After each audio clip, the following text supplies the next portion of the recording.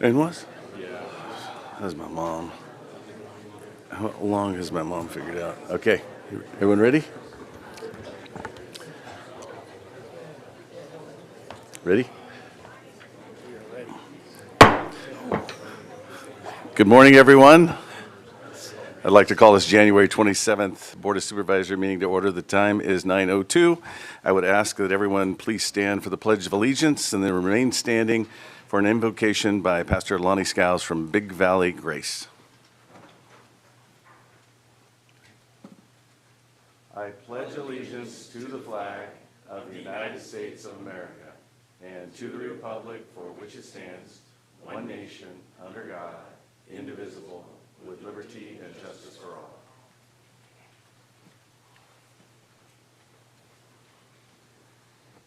Just wanted to read briefly from Psalm 18. It says, I love you, O Lord, my strength. The Lord is my rock, my fortress, and my deliverer. My God, my rock in whom I take refuge.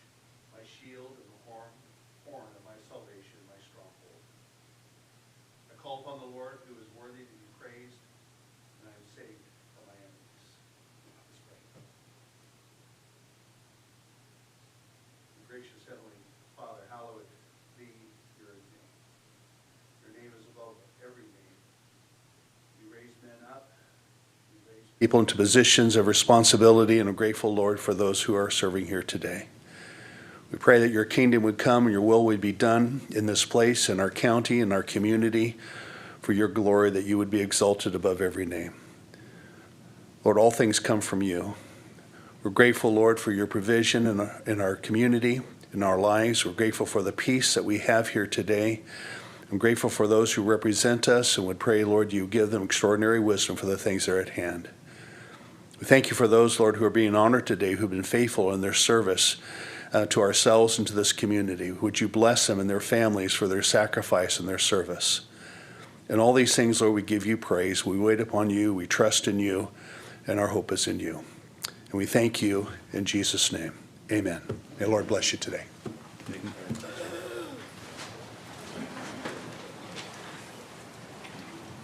Thank you, Pastor. Okay, we're going to go on to item number 3, which are presentations of Employee Service Awards. And the first one up will be Sheriff Dirksey. And he actually has 2 of them. All right, good morning, Mr. Chair and members of the board. Thanks for this opportunity to acknowledge and honor a couple of our 25-year service awards. Both are sergeants within our organizations, and much like in the military, a sergeant is really the backbone of the operation, and we could not do it without them. So first up is going to be Sergeant Kenny Behringer, or Kenneth Behringer. Come on down, Kenny. He is an operations sergeant working on the operations side of the house, currently assigned to court services, where he is actually the only on-duty sergeant today. So we have to get him back to the circus here shortly, because the ringmaster is not in the house. But he has been with our department for 25 years, served in a variety of roles across the organization, in operations, deputy, FTO, detective, Denair community car, and now has been a sergeant for about 5.5 years. He is a COVID promotee and has done just a tremendous job, and we are thankful for his service. So Kenny, thank you for your service. Thank you. And the floor is yours. Thank you, Sheriff Dirksey. Thank you to the Board of Supervisors. Just want to say, appreciate everything the county has done. It's been an honor to serve the citizens of Stanislaus County. And with that, just want to say thanks to everybody, all of my coworkers too. So thank you.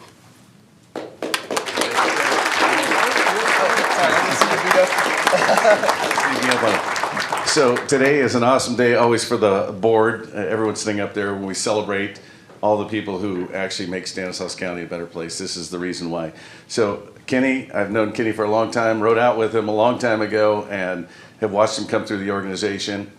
And I would agree with the sheriff that the sergeants are the backbone, because you know when you have all these young guys that come out of the academy and they're excited to do their job, there has to be someone that tells them, hey, the bad guys, we'll get them tomorrow if we don't get them today, right? And keep everyone on par. So again, on behalf of the Board of Supervisors, 25 years, congratulations. Appreciate everything you do. Thank you.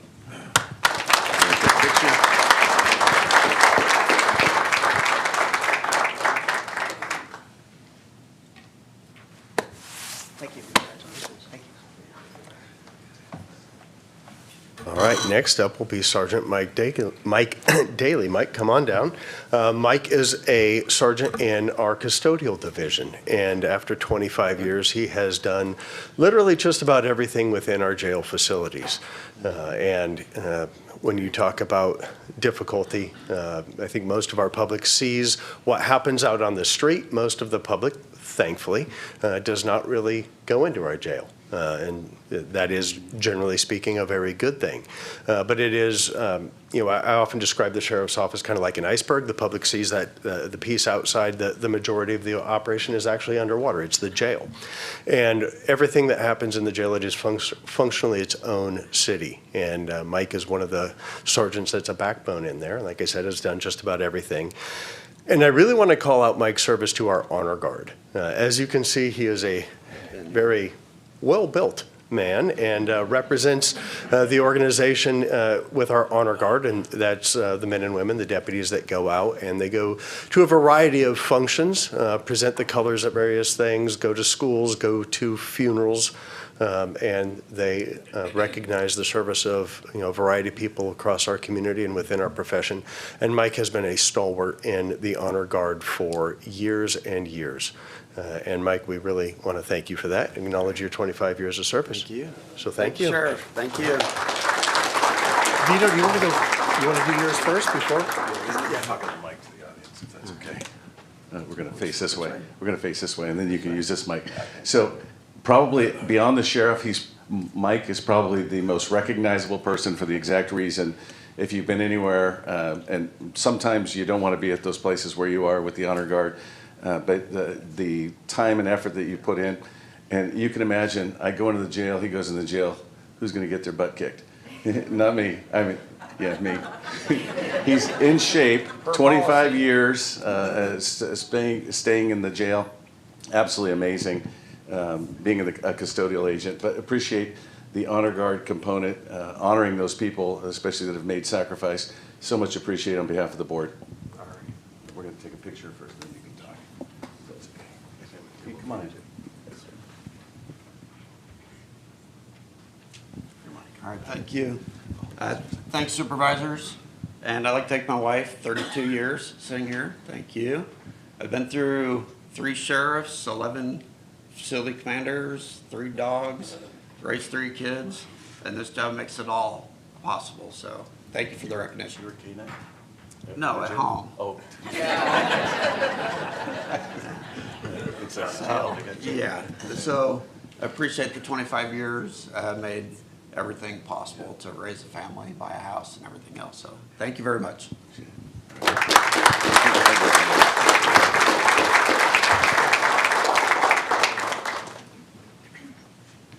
Next up, we have Ruben Imperial.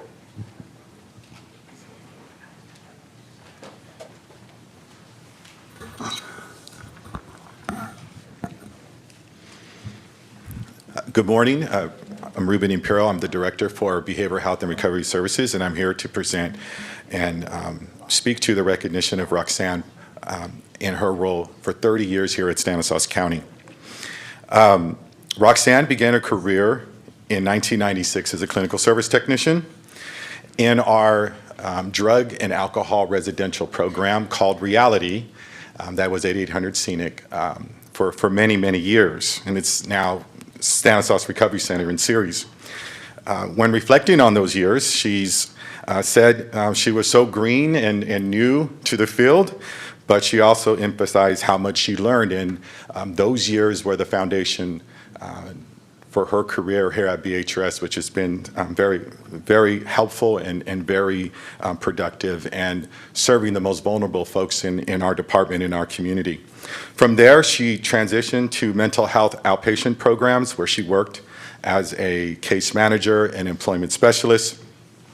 In that role, she talks about how her treatment team and the folks she worked with there was one big happy family. And those were years that she remembers well for those things. Her colleagues, speak to her being a very genuine person, enjoyed working with her. It was during this time that Roxanne strengthened her clinical perspective and her belief in teamwork, compassion, and meaningful relationships. And it's the values that, to this day, in her leadership role within our department, she carries.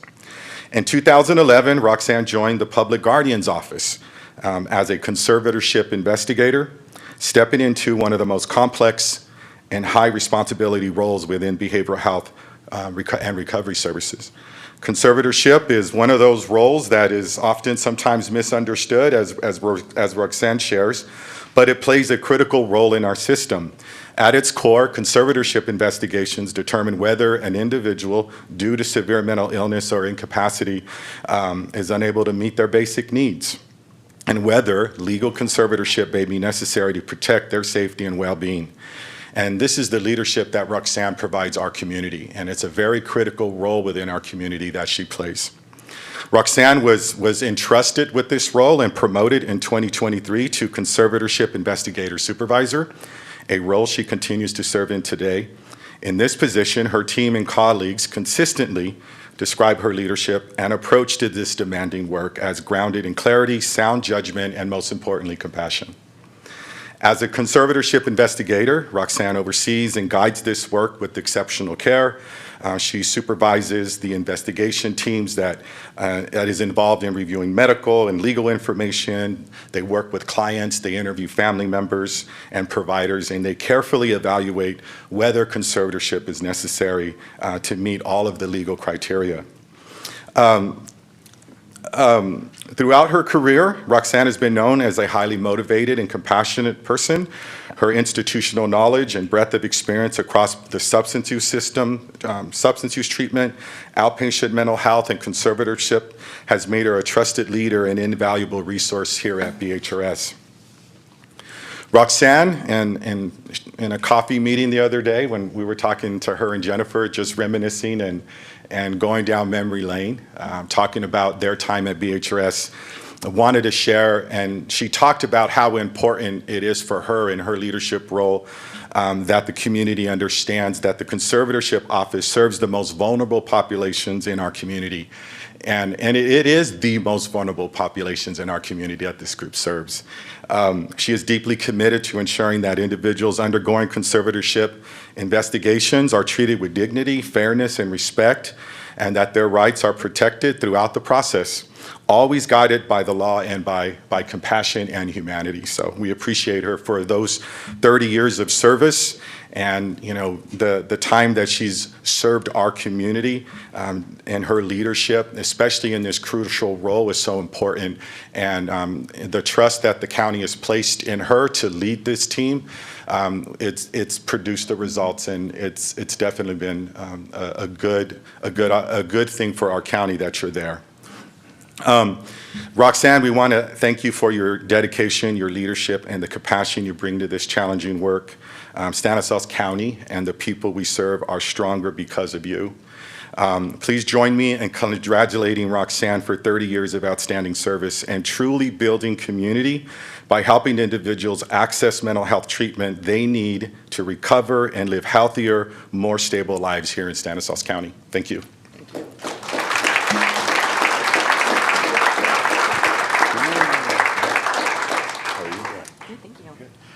So exciting. What I hear all the time whenever I'm listening and we're giving out these 30-year, 25-year, is the elevation of people, how they've moved up through the organization into important, impactful roles, but being a role model, right, for other people, creating knowledge below you, because you're the one that's accumulated all the knowledge, and it's really about making sure everyone within your organization or your department knows what you know.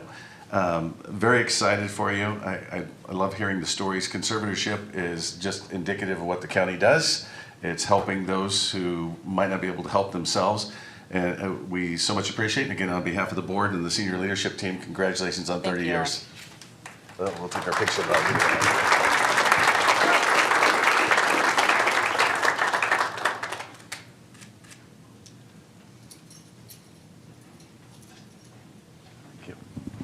Okay. Nice. Right. Well, thank you. So, I wrote something down because this moment is very important for me. And so I wanted just to share some stuff with you guys. But, I have made a career with Behavioral Health and Recovery Services. I am proud to be part of BHRS, and as Ruben mentioned, to serve the most vulnerable population in Stanislaus County. Those that don't have a voice, the chronically mentally ill. We also serve our elderly in our county, and we conduct investigations of neglect or financial abuse. We petition the court for conservatorship when all other alternatives have been exhausted. I have seen the change in the grow throughout the years while working at BHRS. When I was going to school myself, there was no mention of mental health, through my school years. But now it's like, you hear so much about mental health, just, in schools, elementary school, junior high, high school, college, and that's a great thing. When I hear those things, it just makes me proud that I'm part of that I have been proud of it, that I have been part of it. But I do want to acknowledge that 30 years did not just happen, because it's been a force behind me all this time. So here today, I have my longtime friends from BHRS, whom I started this journey with almost 30 years ago.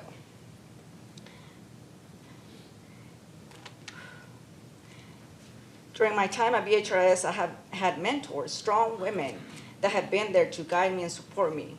And those women are here today, and thank you for being here. I also want to acknowledge Lavon Lopez, who has been a tremendous support to our office and to myself when navigating through all the court referrals and planning. And to my team, a group of 8 individuals that I have had the privilege of working with, alongside with. You are the best of the best. Despite the demands of the job, you always show up and ready to tackle the day. And you have made my work life so much easier. And last but not least,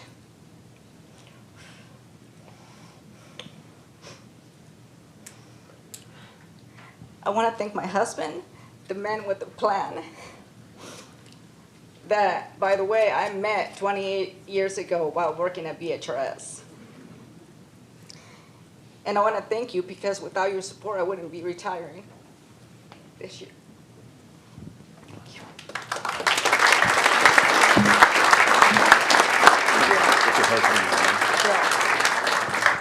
Bill, that's her husband. Thank you very much. Thank you. Okay. You gotta speak. Jennifer.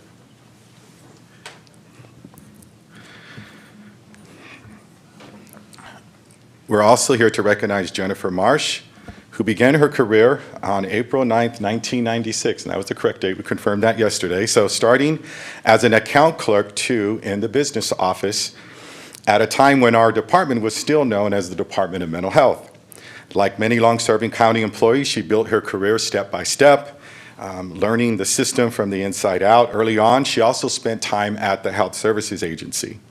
In 1998, Jennifer returned to BHRS, and that return marked the beginning of 3 decades of really important work here at BHRS.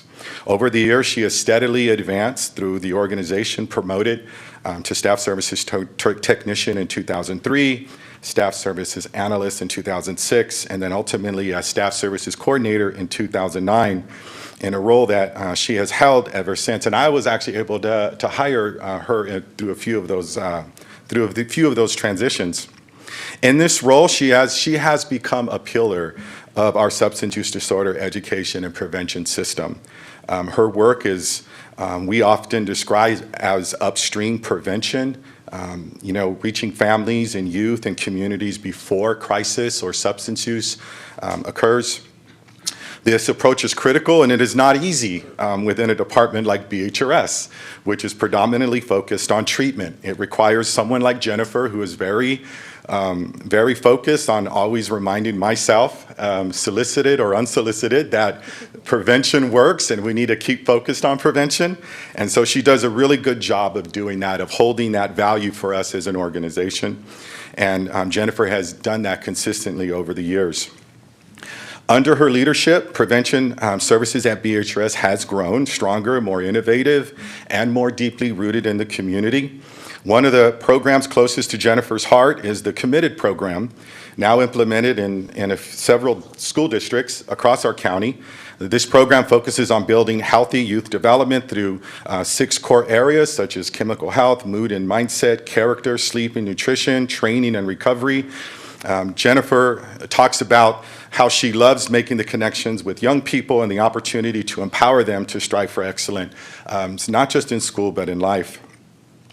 Jennifer has also led other major community-wide initiatives with lasting impact. For example, in 2009, she helped co-found what's now known as Drop the Drugs, partnering with law enforcement to safely connect unused medications. This program launched before the DA's national take-back efforts and has since grown into both permanent disposal sites throughout our city, and a couple of times a year we do events where we're collecting these prescription medication. To date, more than 20,000 pounds of unused medications have been collected in Stanislaus County, a tremendous accomplishment that has prevented diversion, misuse, and harm. And the funny story about this one, when Jennifer first brought this idea to me, I thought it was not a good idea. And I kept pushing back on it. I said, it'll never work. I don't think we should be doing those things. What do you mean you want to stand in the corner and with trash cans and have people drop off their medications? I don't even know if we talked to risk management when we finally approved it, but I don't know who would have approved that.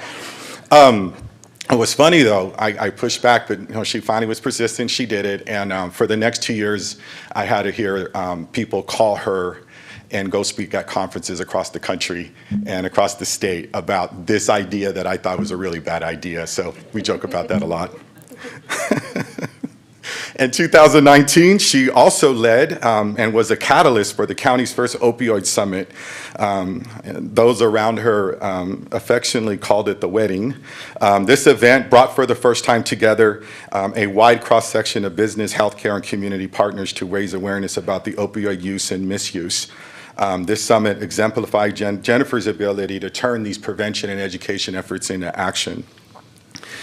And then most recently, Jennifer has played a leading role in addressing the fentanyl crisis within our community.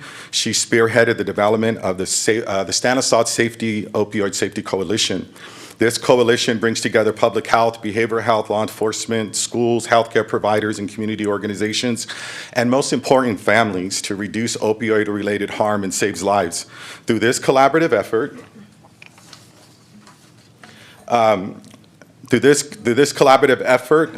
impactful community initiatives such as Not My Child, the 5K Run, public awareness events like One Pill Can Kill at the Vintage Fair Mall, and various partnerships that have been created across our community. One of the most impressive things that the coalition does, and Jennifer's been a big part of leading this, fully, is our ability as a county now to monitor opioid-related overdoses and accidental overdoses or accidental deaths or poisoning. And she's done a great job of bringing the partners together to create our ability to track these trends in real time. So when you hear in the paper that we have this spike or we know about this spike, it's because of efforts like Jennifer and other partners that have really worked on our ability that when something starts to happen within our community, we know about it right away, and we're not trying to respond a few months later. So Jennifer and her team and her leadership has been critical in creating that capability for our county to track this type of information in real time. So thank you for that work. But when you ask her about what's been the most meaningful work, what she talks about is the creation of what's called Stan Hope. And Stan Hope stands for Stanislaus Healing from Overdose and Poisoning Through Education. And it's a program built around families bravely sharing their stories of loss, survival, and hope to educate the community and prevent future overdoses and accidental poisonings. She has shared this work has been both the most challenging and the most rewarding of her career.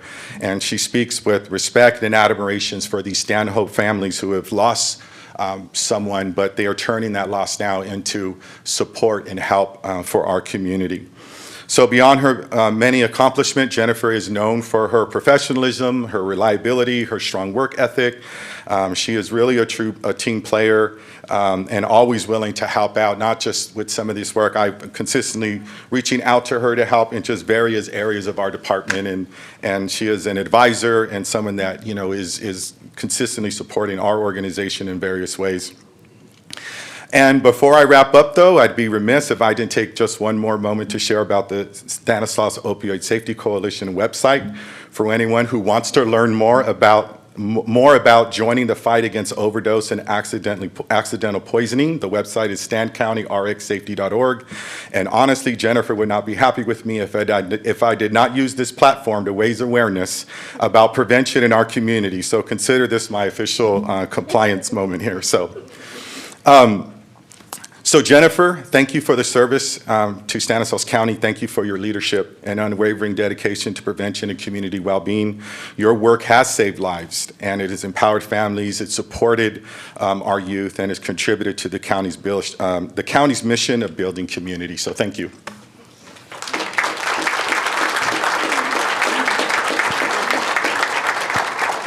So it sounds like Jennifer coined the term in BHRS that it's better to ask for forgiveness than ask for permission, which is fantastic.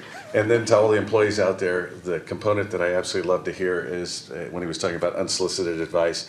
That's what makes departments better, when the employees are talking to the department head and telling them what they think would be a better method. So if you've been around the community very much, Jennifer isn't a forward-facing. She's very much in the community, and when you walk around and you see her, she's got a smile on her face. And again, a heavy job when you talk about fentanyl poisoning and some of the things that you're handling, much like conservatorship, much like working as a custodial. We talk about these things, but you do it with pride in your work, and you've done so many things. I didn't know half of those, so congratulations on 30 years. We're very excited on behalf of the Board of Supervisors. Thank you.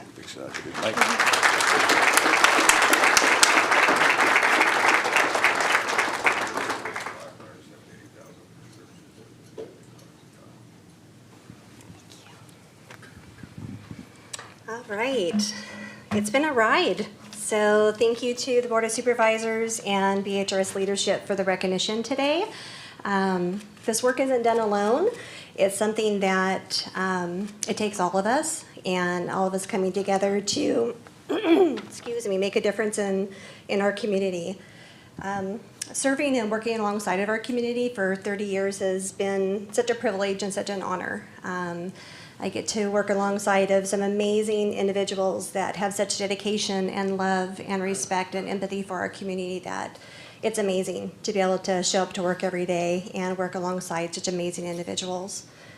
So substance use prevention is more than a professional responsibility, it's a purpose.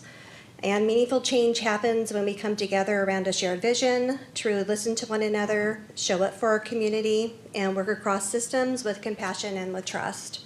So very proud of the work that we've done and what we've accomplished, and looking forward to more years of making a difference in our community and continuing to serve Stanislaus County.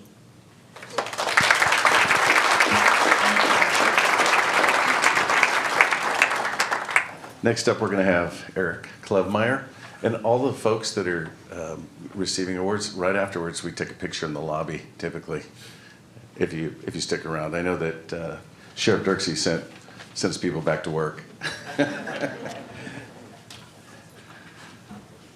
Where you at?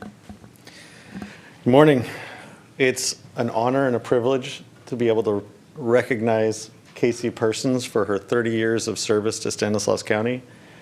Casey is someone who probably doesn't want to be up here today, And I'm really thankful that you are, because it's not often that we get to recognize you in public for the work that you do behind the scenes. Casey began her journey with the county in the 1900s. 1996 to be exact, which was the last time that I believe her beloved Cowboys won the Super Bowl. If you can't tell, I love Casey and I love giving her a hard time. So I love being up here and being able to celebrate you. Am I getting in trouble from the back? Okay. Sorry, Andy. She started working with the county as a temp in 1995, and 6 months later, she was hired on full-time as an account clerk 2 at Stanislaus Medical Center. Later that year, she promoted to account clerk 3 in risk management employee benefits, where she played a key role in implementing PeopleSoft. And I like to give her a hard time every time PeopleSoft doesn't work, that she invented PeopleSoft. Casey continued to excel in risk management, even working for our current CEO, Jody Hayes. And since then, she's been a steady presence through countless changes in our office, at the Office of Emergency Services, and participated in an untold number of Emergency Operations Center activations. And she's always behind the scenes making sure that I'm doing the right thing and making the right decisions. And when we talk about those unsolicited comments, I get them a lot, and they're usually valuable, and they've made our office what it is today.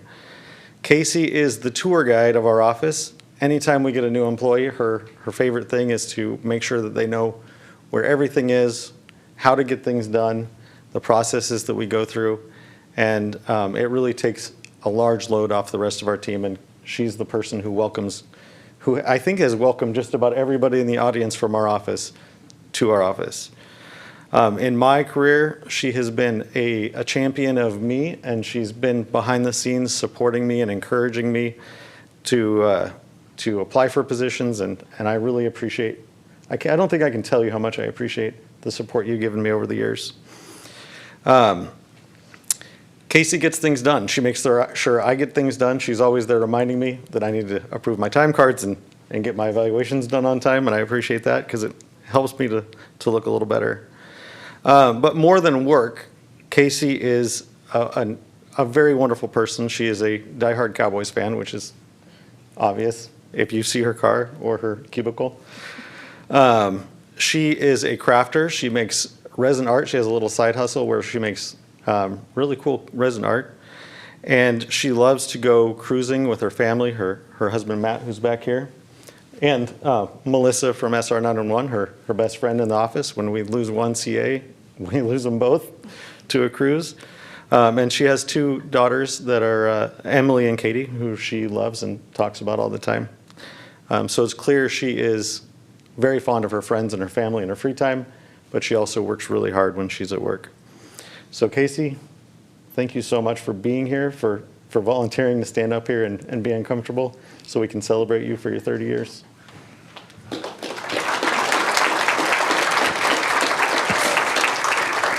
It's not uncomfortable. It's 30 years. Hey, take a hike.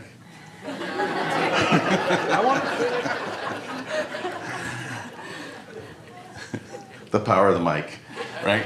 So if you've ever been inside the center, where Office of Emergency Services, as well as the 911 center, if you go onto their site, this is the glue that holds the office together. No doubt about it. She greets you with a smile, and she's in charge. And the fact that she loves the Cowboys, I didn't know that other than walking by your cube and seeing it, but I'm a Cowboy fan too.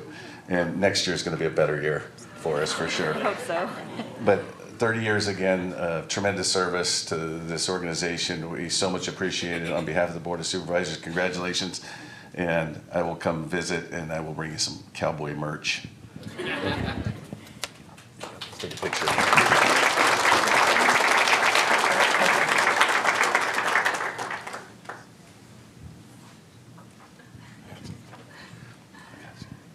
Okay, well, I'm not much of a speaker, but I just want to thank the county for the opportunity to work with so many great people throughout the years. 30 years have gone by really fast.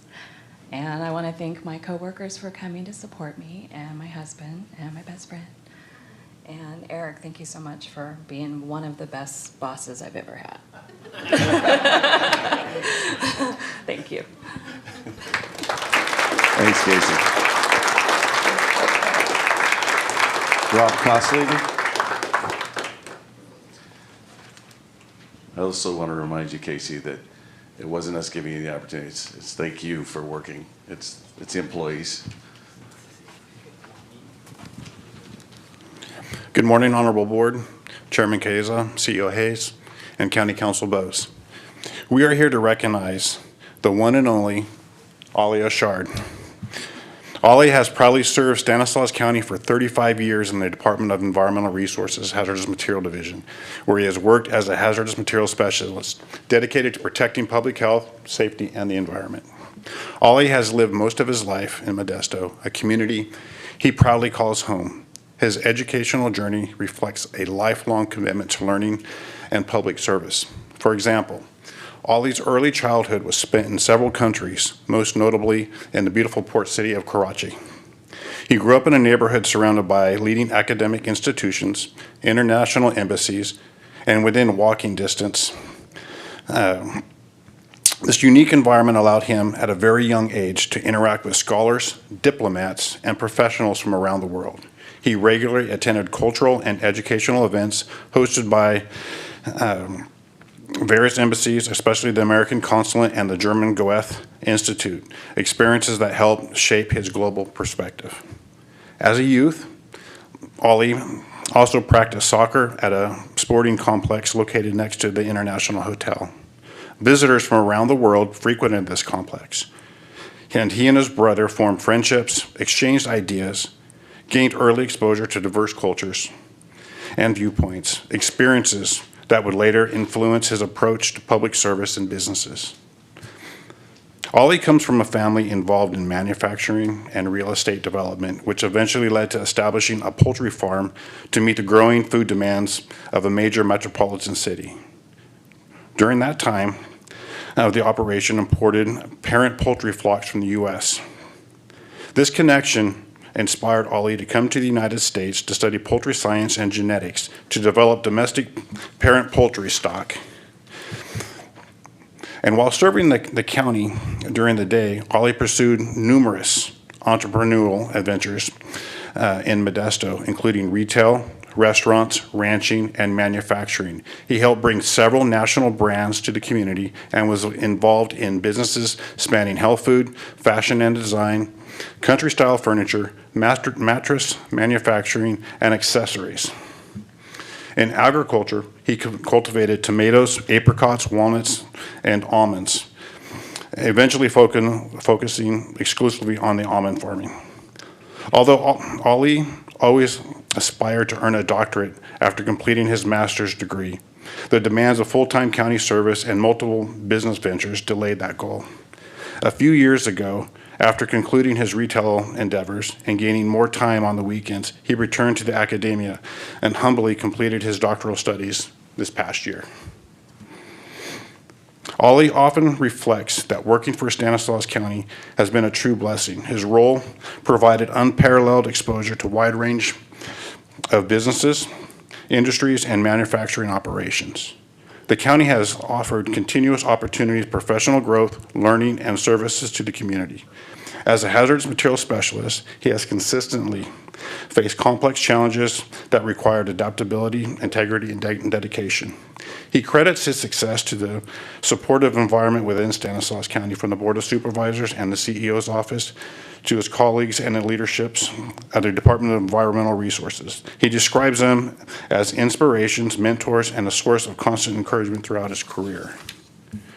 As Ollie Ashard marks 35 years of service, his journey stands as a testament to dedication, lifelong learning, entrepreneurship, and public service, deep-rooted in Modesto and enriched in global perspective. And I can attest, firsthand, when I was working in Stanislaus, in Tuolumne County, we had a hazardous material situation, and I reached out to several surrounding counties asking for some assistance. He was the only one that offered that assistance and got us to the situation where we were able to mitigate the problem and wrap everything up like we needed to do. And then when I started working here in Stanislaus County, he was one of the first ones to come up to me and introduce himself. And right off the bat, I knew who he was. And it was an absolute pleasure. And thank you for your 35 years. And you are the absolute best. So. You're the best, right?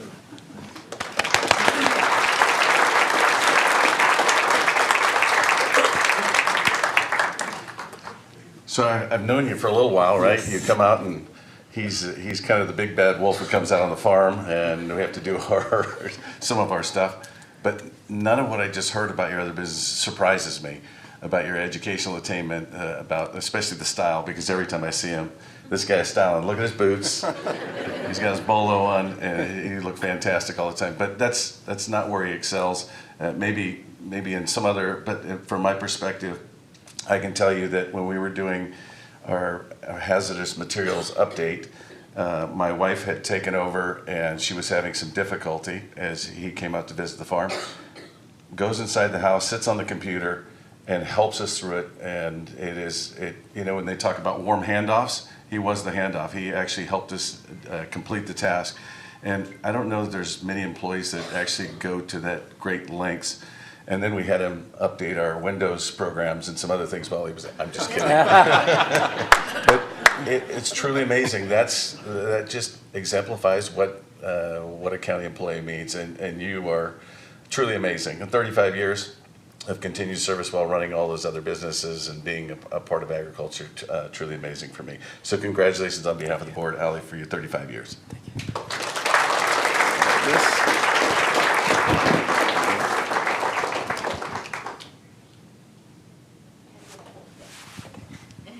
You want to do it? I'm truly humbled and honored. I make a lot of speeches before coming up here, but when you come in front of the people, you get foggy and you forget everything. So first, I'd like to thank, of course, our Board of Supervisors. What wonderful folks, great leadership. CEO's office, especially Jody and then Tina back there, have been huge help.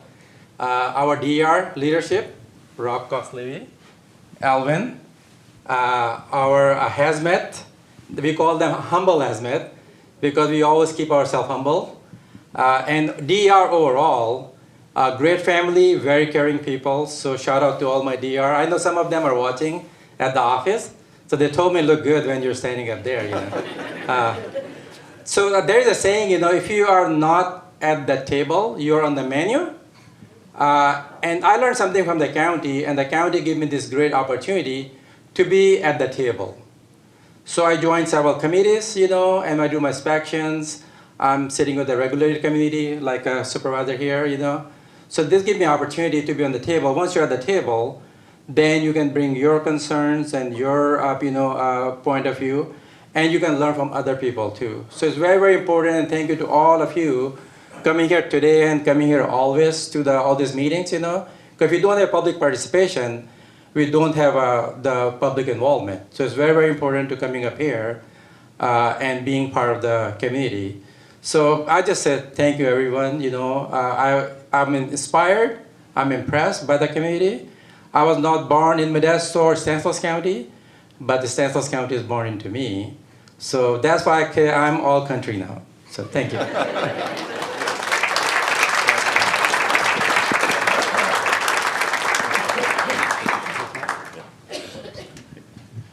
All right.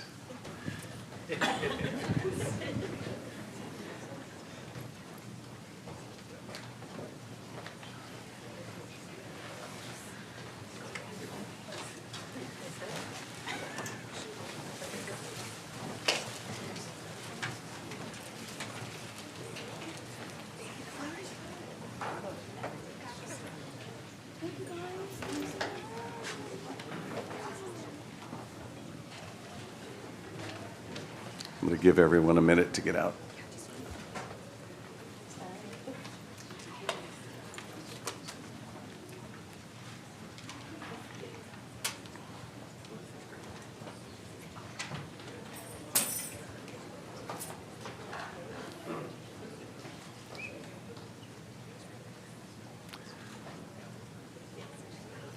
That's how you start a meeting out.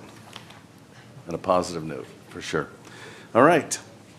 We're going to move on to item number 4, which is the public comment period.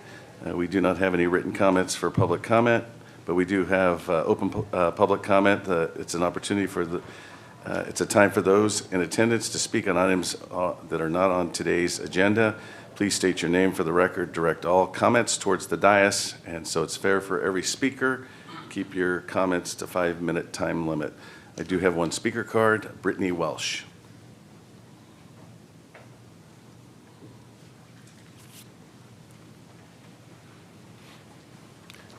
Good morning, Brittany. Good morning. My name is Brittany Welch. I'm a constituent of Supervisor Manny Grewal. So thank you for the opportunity to speak today about perinatal mental health. Perinatal mental health disorders affect 1 in 5 new mothers and 1 in 10 new fathers. These include depression, anxiety, OCD, PTSD, and psychosis. In Stanislaus County, as you may know, there are over 8,000 births every year, which means that an estimated 2,400 parents may be struggling annually with their mental health. This number does not include families experiencing infertility, pregnancy loss, or infant loss. When left untreated, perinatal mental health disorders can lead to serious consequences: disrupted parent-infant bonding, increased substance use, higher risk of family violence, and long-term mental health challenges that affect entire families. There is hope, and there are effective supports. I personally am a survivor of postpartum PTSD, and I now serve our community as a certified perinatal mental health peer supporter. Since 2022, I have partnered with the nonprofit Postpartum Support International to host the Climb Central Valley in Modesto. The Climb is a free, community-based, awareness-focused event that connects families to resources, reduces stigma, and reminds parents that recovery is possible. This year, I am proposing a partnership with the Stanislaus County Board of Supervisors and the Behavioral Health Board to expand our reach and impact. With your support, we can connect more families to help earlier, strengthen community awareness, and promote prevention and recovery. I'm providing you with a proposal that would align with mental health and substance abuse prevention and early intervention goals that includes a requested budget. The Climb Central Valley 2026 is being hosted on October 3rd at the Modesto Senior Citizen Center. I hope you'll join us to learn more and connect with your community. Thank you for your time and your commitment to the health of families in Stanislaus County. Thank you, Brittany. I just wanted to get my mics on here. Brittany, I just want to thank you for doing this. I've got family members that have suffered from that, and it's kind of this unspoken thing for the most part that people don't talk about, kind of a stigma to some extent, just like any type of mental health issues that come up. And everything we can do to support you with this, we will. So thank you very much. Thank you. Where can I? Hey, you're going to hand it to the right clerk. here. I'm sorry. Thank you. Thank you very much. All right, other public comment? Brian? Brian Evatt, how you guys doing today? Good. Anyway, I went ahead and I've been up here and I filed a suit against the Sheriff's Department, and we're supposed to turn around and have a settlement conference is what the state has required. Anyway, it doesn't seem like they want to do that. They just want to throw a demur out there. Now, you guys seen it. I had scabies, I have marks and scars and everything. And it seems like let's just settle it and try to resolve what's happening in our jail. They call it spider bite. What it is MRSA. We really have a problem in our jails, and it's being spread around, you know. And I wound up in there because I wanted to arrest a burglar. Modesto PD said you can't arrest the burglar, and then the burglar decides to flip things around and says, oh, he threatened me, which wasn't true at all. But yet I had to go through 2 years nearly to get this resolved. And it was dismissed. But at the same time it was dismissed, it was extortion. Just pay us $220 and then we'll dismiss the case. Now, is this the kind of thing that we're supposed to do? I mean, I've been in this county for my whole life. My grandfather, he turned around and built the Church of Christ in Denair. I helped him do it when I was a little kid. And I see what's going on is we don't really care about the people that own or anything. We're caring more about poor, we're caring more about the drug addicts, and those are the ones that are breaking in and are flip-flopping the thing around because it's called Darvo. They're always gonna do this.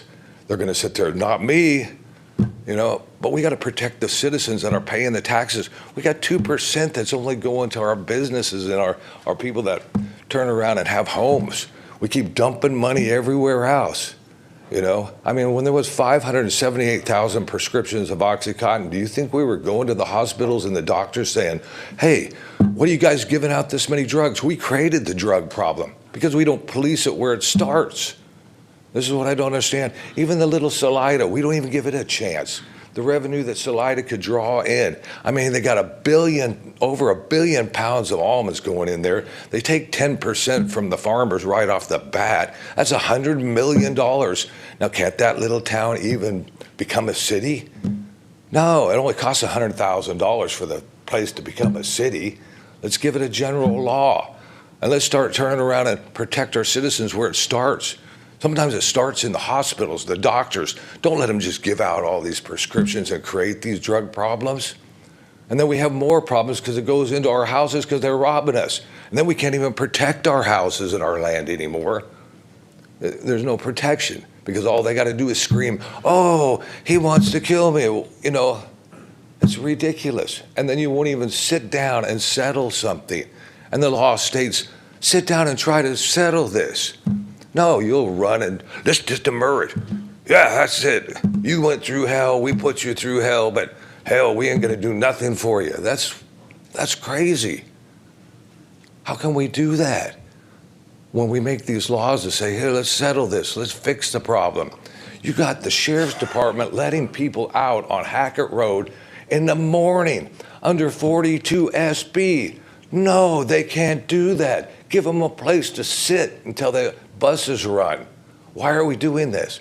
Why don't we clean up the jails so people can leave there in health and not be destroyed by MRSAs, streptococcus, scabies? Why wash our jails out with cold water and leave fecal matter and tissue all over the walls? Why put a man in there when it's illegal to do that? And then just hide it. This isn't right. You don't hide it. And then you don't push it off, and you don't drag it off, and you don't keep handing it from one DA to the other because, oh, it's a lost case. Give it to the next one. Give it to the next one. We drag it out. We cost and spend more of the taxpayers' money to do this because we can't resolve anything right off the bat. And it starts with our elected officials. You guys got to make demands on these people that work for us. Otherwise it just keeps on going in a circle and in a circle. I mean, we've seen it over and over when we started the Little River Bank, we started Little Salida, we took over Union Safe Deposit Bank, we put our sheriffs in there, and next thing you know, they're running crazy. They're creating their own little gangs. We had to close those down. We got sheriffs that are flying our $4 million helicopters when they aren't even pilots, and they crash it and they destroy them. And we have to spend more money. You guys aren't really looking after the savings. You're not looking to create it. Even Paradise. Paradise could be its own little city. But it's like, oh, we don't want to make this Salida a city. We don't want to do that. But we'll make a Riverbank. We'll make Oakdale. We'll shoot anything across that way so we get revenue from the state for roads. But we won't do our infrastructure going to that revenue that we built. Why do we do this?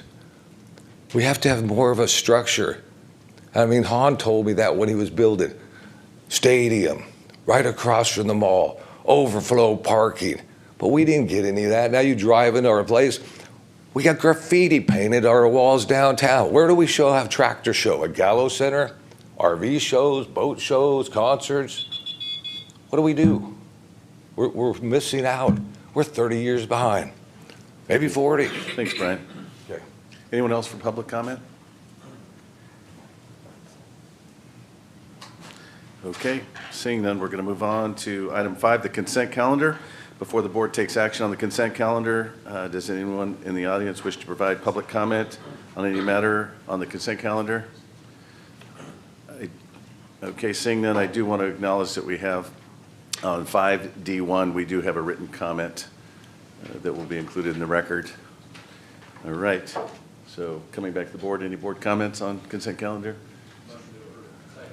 We have a motion, we have a second. All those in favor say aye. Aye. Opposed? Motion carries 5-0.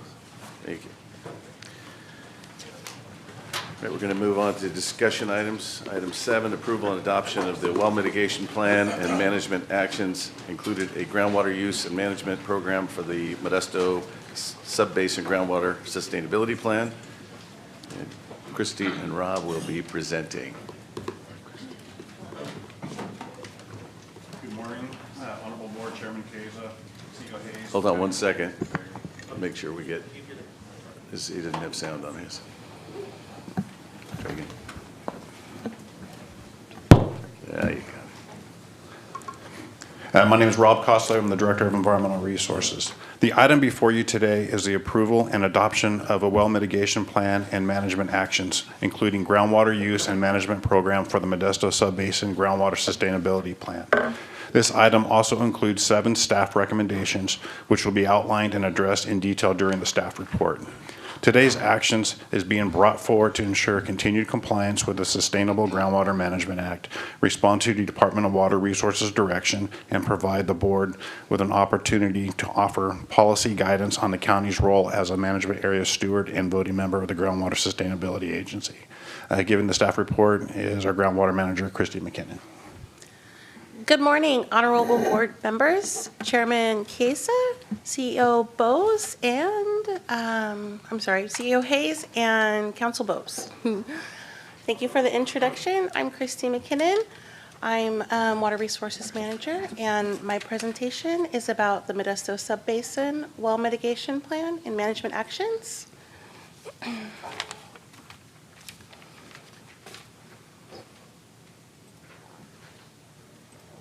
The purpose of the presentation today is to seek approval and adoption of a well mitigation plan and management actions, including a groundwater use and management program for the Modesto Subbasin Groundwater Sustainability Plan. For those of you who may not be aware, management actions are policies, regulations, and demand management programs to prevent undesirable results such as chronic lowering of groundwater levels and subsequent impacts to water users, while projects are developed and executed and groundwater levels begin to recover. Some background information.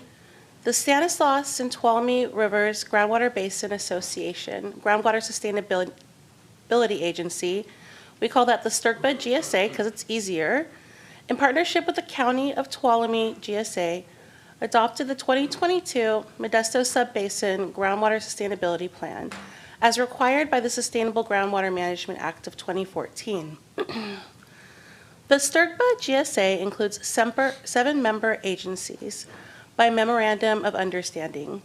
We'll discuss that in the next slide. And the GSA covers 99.5% of the Modesto Subbasin. So in the Modesto Groundwater Subbasin, the 2 groundwater sustainability agencies jointly prepared the Groundwater Sustainability Plan. The member agencies of the STRCBA GSA include the City of Modesto, the City of Oakdale, the City of Riverbank, the City of Waterford, Modesto Irrigation District, Oakdale Irrigation District, and Stanislaus County. Each agency belongs to one of the 4 management areas in the Modesto Subbasin. The City of Modesto, Modesto Irrigation District, and the City of Waterford are part of the Modesto Irrigation District Management Area. The City of Oakdale and Oakdale Irrigation District comprise the Oakdale Irrigation District Management Area. The non-district west is managed by the City of Riverbank within the area of its jurisdiction. And Stanislaus County is responsible for management of the out-of-district unincorporated areas in the non-district east and the non-district west portions of the subbasin.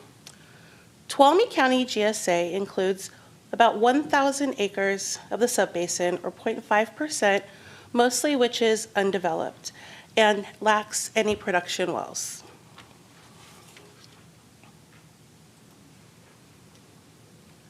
In 2024, the 2022 Modesto Subbasin GSP was determined to be incomplete by the Department of Water Resources. The plan was amended and resubmitted as required by the GSP regulations and approved by the state on February 27th, 2025. The amended plan included a commitment to build a well mitigation plan to go into effect by January 31st, 2027. It also included a commitment to develop a groundwater use management plan as a backstop to stop overdraft and raise groundwater levels. This plan must be developed by January 31st, 2026 for implementation by January 31st, 2027. These programs are necessary to prevent state intervention, protect drinking water wells, and ensure long-term groundwater sustainability. Compliance is mandatory to keep local control and avoid expensive state fees and oversight. The state can charge up to $300 per well and up to $55 per pumped acre-foot of groundwater.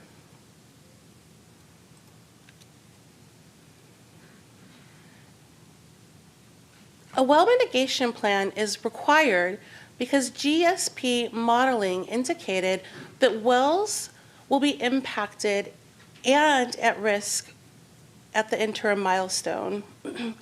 Groundwater levels will continue to decline while projects are completed and management actions are implemented.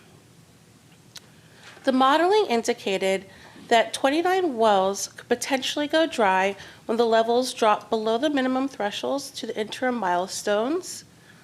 All of the dry wells are projected to occur in the eastern principal aquifer. These impacted wells are older and shallower than average age and depth of the other wells in the subbasin. In 2023, there were 4 wells reported dry in the state database and 0 wells reported in 2024. For comparison, during the last severe and prolonged drought of 2014 to 2017, 159 wells were reported dry to the state database. The GSA is responsible for development and funding and implementation of a domestic well mitigation program for wells that potentially go dry due to GSA management activities. These management activities don't include failures due to well age or failures associated with pump failures or maybe electrical problems. Only wells that go dry because GSA management has let the water levels fall below the minimum thresholds in the interim milestones. This program is for wells that went dry after January 31st, 2022, because that is the date of the original adoption of the Modesto Subbasin GSP. The well mitigation plan includes a clear application, an eligibility process, and a technical review committee composed of GSA county members in the area where the well went dry, an environmental health specialist from the Department of Environmental Resources, and a third-party qualified professional. The GSA will contract with self-help enterprises to provide services on behalf of the GSA for program implementation to provide emergency relief and long-term solutions. Emergency relief includes bottled water, installing tanks, and obtaining water delivery services in the interim until a long-term solution can be obtained. Long-term solutions would include well deepening, well replacement, or consolidation to a larger, safe water system.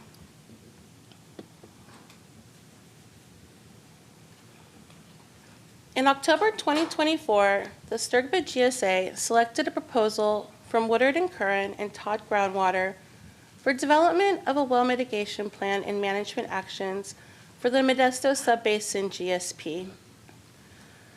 The GSP built an ad hoc work group comprised of volunteer GSA member agency representatives and a consultant team to identify options and recommendations for consideration of approval. The team conducted 3 public workshops, which were held between February and November 2025. Much stakeholder feedback was received and included into the final groundwater use management program where possible. The stakeholder feedback included a technical evaluation funded and provided by the non-District East landowners of proposed groundwater allocation and demand management framework by the CERGBA GSA. The technical evaluation included different assumptions and conclusions from the groundwater use and management plan and will further be reviewed to ensure a fair and equitable action plan is developed. Other feedback largely included requests to develop a sub-basin-wide program with implementation by management area to include all developed supply to distribute allocations based on total instead of only irrigated area, and to exclude urban areas and evaluate opportunities for collaborative resource sharing. The groundwater use management program is a framework to allocate the sustainable yield to the management areas. It is an equitable sub-basin-wide approach because the same rules are applied across all management areas. Allocations are proportional based on the total land area. That's called overlying area. It's a very simple way to give more water to the areas that need it most. The groundwater allocation framework accounts for de minimis municipal users and recovery of developed supply. That is water that's recoverable that is leaked from district infrastructure such as canals and reservoirs and can be reclaimed by the district.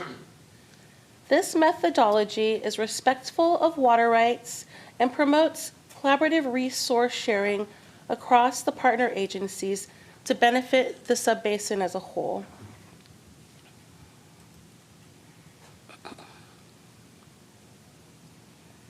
Member agencies make up management areas and act as caretakers or stewards of the groundwater to manage pumping and implement the groundwater use management program.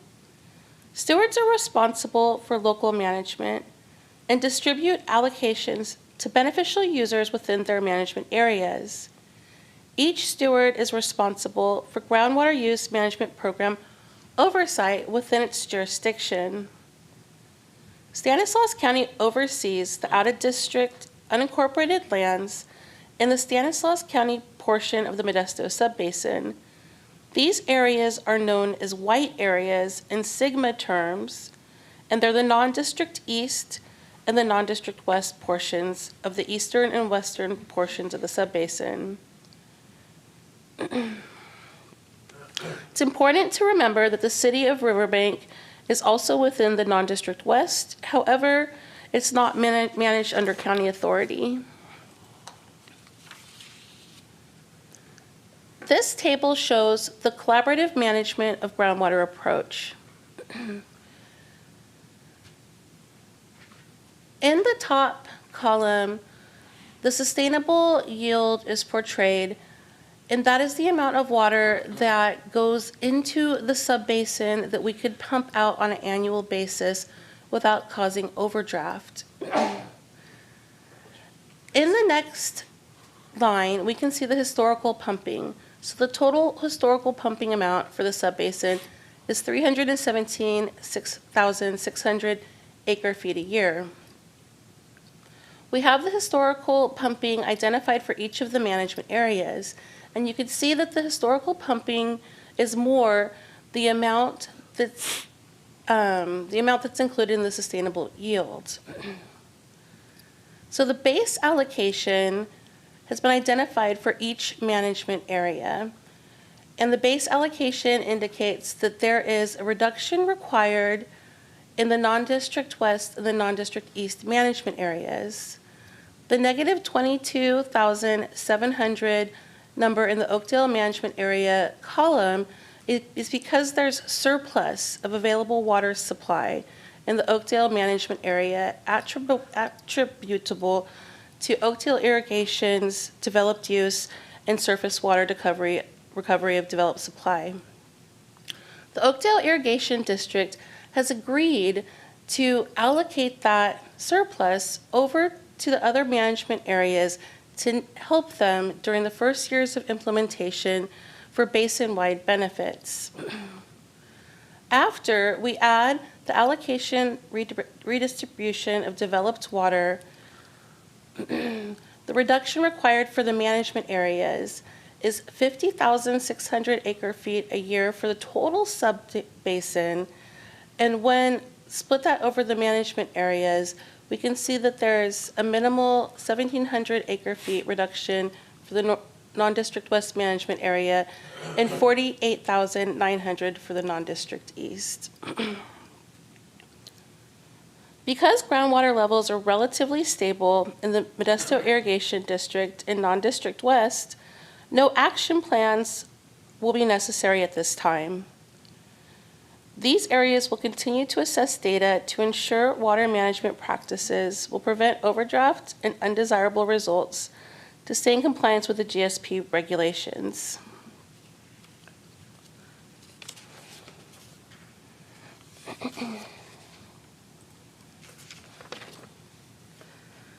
So the next steps for the groundwater use and management program is that the member agencies and the Sturgba GSA will adopt the final programs.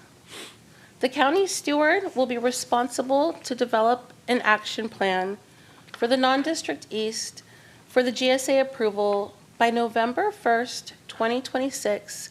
So we have time to plan for implementation in January of 2027. The action plan for the non-district east will include technical evaluation of all available information, additional collaboration with board representatives, stakeholders, and Sturgba GSA partners. The action plan will be a recipe on how to initiate reductions, how to achieve targets, and how to meet the timelines established in the groundwater use and management program. The action plan will also provide recommendations for future groundwater use management plan refinements. The Department of Environmental Resources will look to obtain board direction for any future policy decisions and action plan approval related to the groundwater use management program development and implementation. Some key considerations are that the Sturgba GSA goal is first to implement supply projects with the groundwater use management plan as a backstop to achieve sustainability goals by 2042.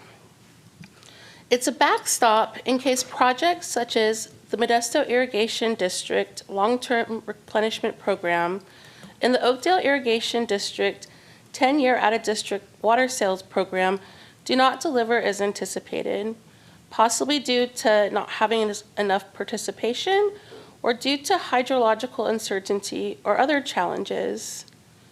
There are two ways to basin-wide sustainability: by increasing supply or decreasing demand, and therefore landowners are extremely encouraged to participate in these projects where possible. The groundwater use management program is an enforceable approach. Stanislaus County Ordinance Code provides the Department of Environmental Resources with tools to address noncompliance and authorizes oversight of groundwater management in the county. The program and the well mitigation program allow for adaptive control while maintaining basin-wide accountability and promoting sub-basin-wide collaboration and resource sharing. County board direction will influence the county's vote as a management area steward responsible for groundwater use and management actions oversight. I also want to mention that under the Groundwater Use Management Program, the GSA will provide basin-wide oversight to support management areas in meeting the GSP requirements. If a management area does not meet Groundwater Use Management Program requirements, the GSA will implement a GSA action plan consistent with the state's probationary framework to support a return to good standing. Today, our staff recommendation is to approve and adopt the well mitigation plan by resolution, to approve and adopt the groundwater use management program by resolution, to authorize the Department of Environmental Resources to take such actions as may be reasonably necessary to approve and implement the well mitigation plan in collaboration with the Stanislaus and Tuolumne Rivers Groundwater Basin Association, Groundwater Sustainability Agency, its member agencies, consultants, stakeholders, and the County of Tuolumne GSA. To authorize the department to take such actions as may be necessary to approve and implement the groundwater use and management program in collaboration with the GSA, its member agencies, consultants, stakeholders, and the County of Tuolumne GSA.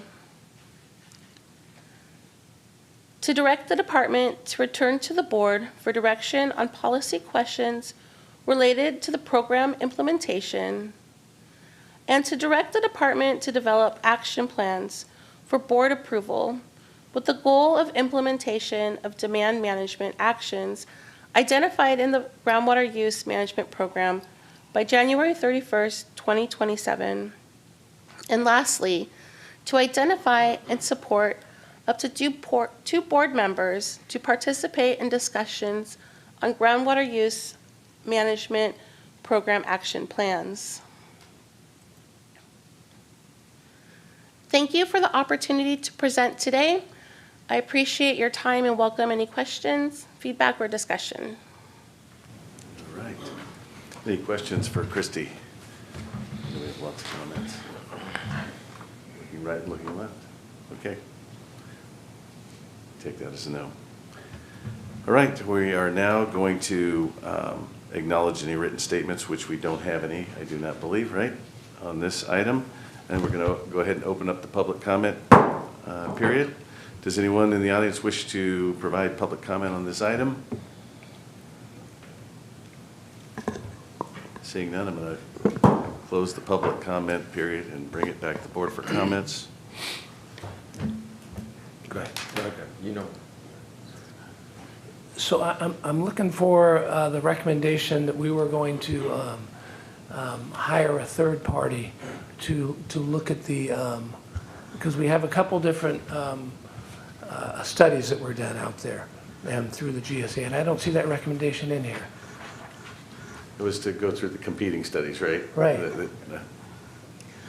That's part of the development of the action plans. So we would, the department would hire third-party consultant, technical advisor to help develop the action plans, and part of that would be to review the competing studies and provide a recommendation. Okay, so it's not one of our recommendations here, though. How is that? If I could jump in real quick. Okay. So Supervisor Withrow, that activity is mentioned in the agenda report as an expectation. It's not in here, but Yeah, I it's know, not. as an expectation that we do plan to hire a third party to go through the studies. We wanted to document the intent of staff. If the board wishes to document that as as direction from the board, you can do that. So you could just add another recommendation to this item that says you will do this. But just to be clear, that is the intent of staff, and we did document that in the agenda item. Okay. But feel free to add. Yeah, no, that's good. That's something I would like to add in order for me to vote for this. And yeah, because I know we discussed that. And we do have two conflicting studies out there. One from the, as we talked about in your presentation here, from the non-district east, and then the other study that the GSA has presented. And they're coming back with different, like I said, conflicting results from those studies. So I think it's critical that we as a representation of the entire county here, have a third party come in and look at those two different studies, because we really do, anybody who's been a part of this over the last 3 or 4 years that this has been going on has seen that we definitely have this east versus west thing going on here. And we have, as a board, myself and Buck have had several meetings where we've tried to bring these individuals together, and Robbie and Christy have been a part of these things. And so I just think it's something that we need to have in the agenda item as a recommendation, that we're going to do that, and just call it out in our agenda as, rather than just the presentation here today. And then I think, darn, I had another thing that I wanted to talk. We talked about a couple of board members, which is great. I see that in here, that in the agenda item. But yeah, I can't remember what the other item was that I felt like we were missing from our staff recommendations here. I think it had to do with, which I think is part, it had to do with our, the county stepping in for the non-district east, which we're going to do and kind of represent the non-district east. We've had, through the meetings that we've had and through the couple that we've had, like I said, myself and Buck with the individuals involved in the east and west, we have talked about that the east, non-district east, doesn't really seem to have a unified voice representation. And my district is the west, and Buck's district is the east, and we just thought we really need the county to step up and kind of represent those areas, the non-district east, to kind of be the voice.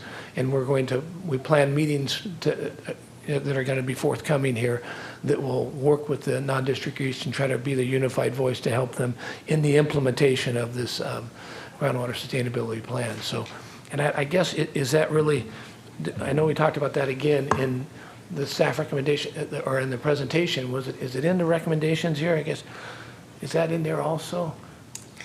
I understand what you're saying. I think it could be more clearly stated. I think that is also definitely the intent of the action plan. Okay. So the action plan will be a tool that's developed by the DER in partnership with the technical advisors that we bring on board for the non-district east. So we will be working with the non-district east very closely through all steps of development of these plans. It's going to be our plan. And then when we have a plan that is ready, we'll bring it back to the board for any policy direction and potentially to consider for approval. And then upon approval, after it's approved, we will then take it to the GSA, and the GSA will have final, they'll have to adopt it. So you don't think that needs to be separately stated in here, that we will be the stewards for the non-district east? I mean, that's not separate, because that's what we are, right? We're going to be the stewards for the non-district east. That's not in our recommendations here. Oh, let's see. I mean, if it is, tell me where I'm missing. I could be missing.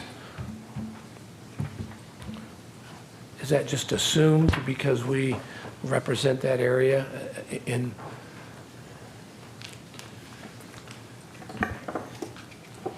I believe that was part of the presentation. Yeah, again, it was in the presentation for sure, but just not in our recommendations. That's what we're going to do.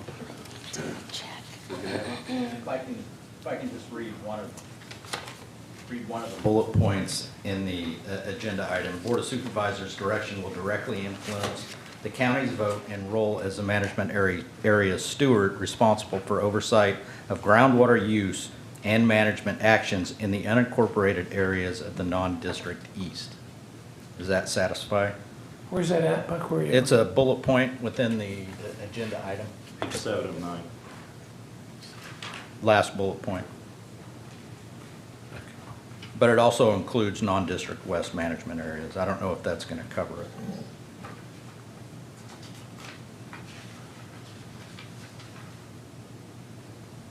Okay, so, as long, yeah, that's just not one of our staff recommendations, and I just want to point these things out, that this is what we're getting, rather than buried back in here in key considerations. I just would like that to be added also as a recommendation, that the board will be the stewards and to represent the non-district east. So those two items are the things that I'd like to see, that the board will commission a third study to compare the two studies, and which I just think is common sense that we need to do when we've got conflicting results. Okay, so anyway, if there's a way. When it comes time to make a motion, you can take an attempt. Tom is taking some copious notes here. Okay. Right, Manny. All right, thank you so much for the presentation. I appreciate it, and I intend to vote for the to the item because of the Sigma compliance and protect local control. But I do want to say, as somebody that represents a majority of urban ratepayers, I do want to ensure that urban ratepayers do not subsidize the out-of-district agricultural wells. Also, any mitigation or cost recovery structure must align with responsibility of impact that ensure those who benefit from groundwater extraction bear the associated costs. So just as my colleague said, I want to make sure that the urban ratepayers are also looked out for throughout this whole conversation. Appreciate it. And thank you again for the presentation, and thanks for my colleagues that have been serving to mitigate both sides and having conversations. Are we going to assign them in today's item? We'll be assigning them to. Thank you, Mr. Chair. Christy, Rob, thank you for the presentation. And I'll just go along with my colleague Terry in making sure that those two things are added into the recommendations. Very technical subject. It almost seems like we needed to have our own technical experts, which we do, DER, and I appreciate that.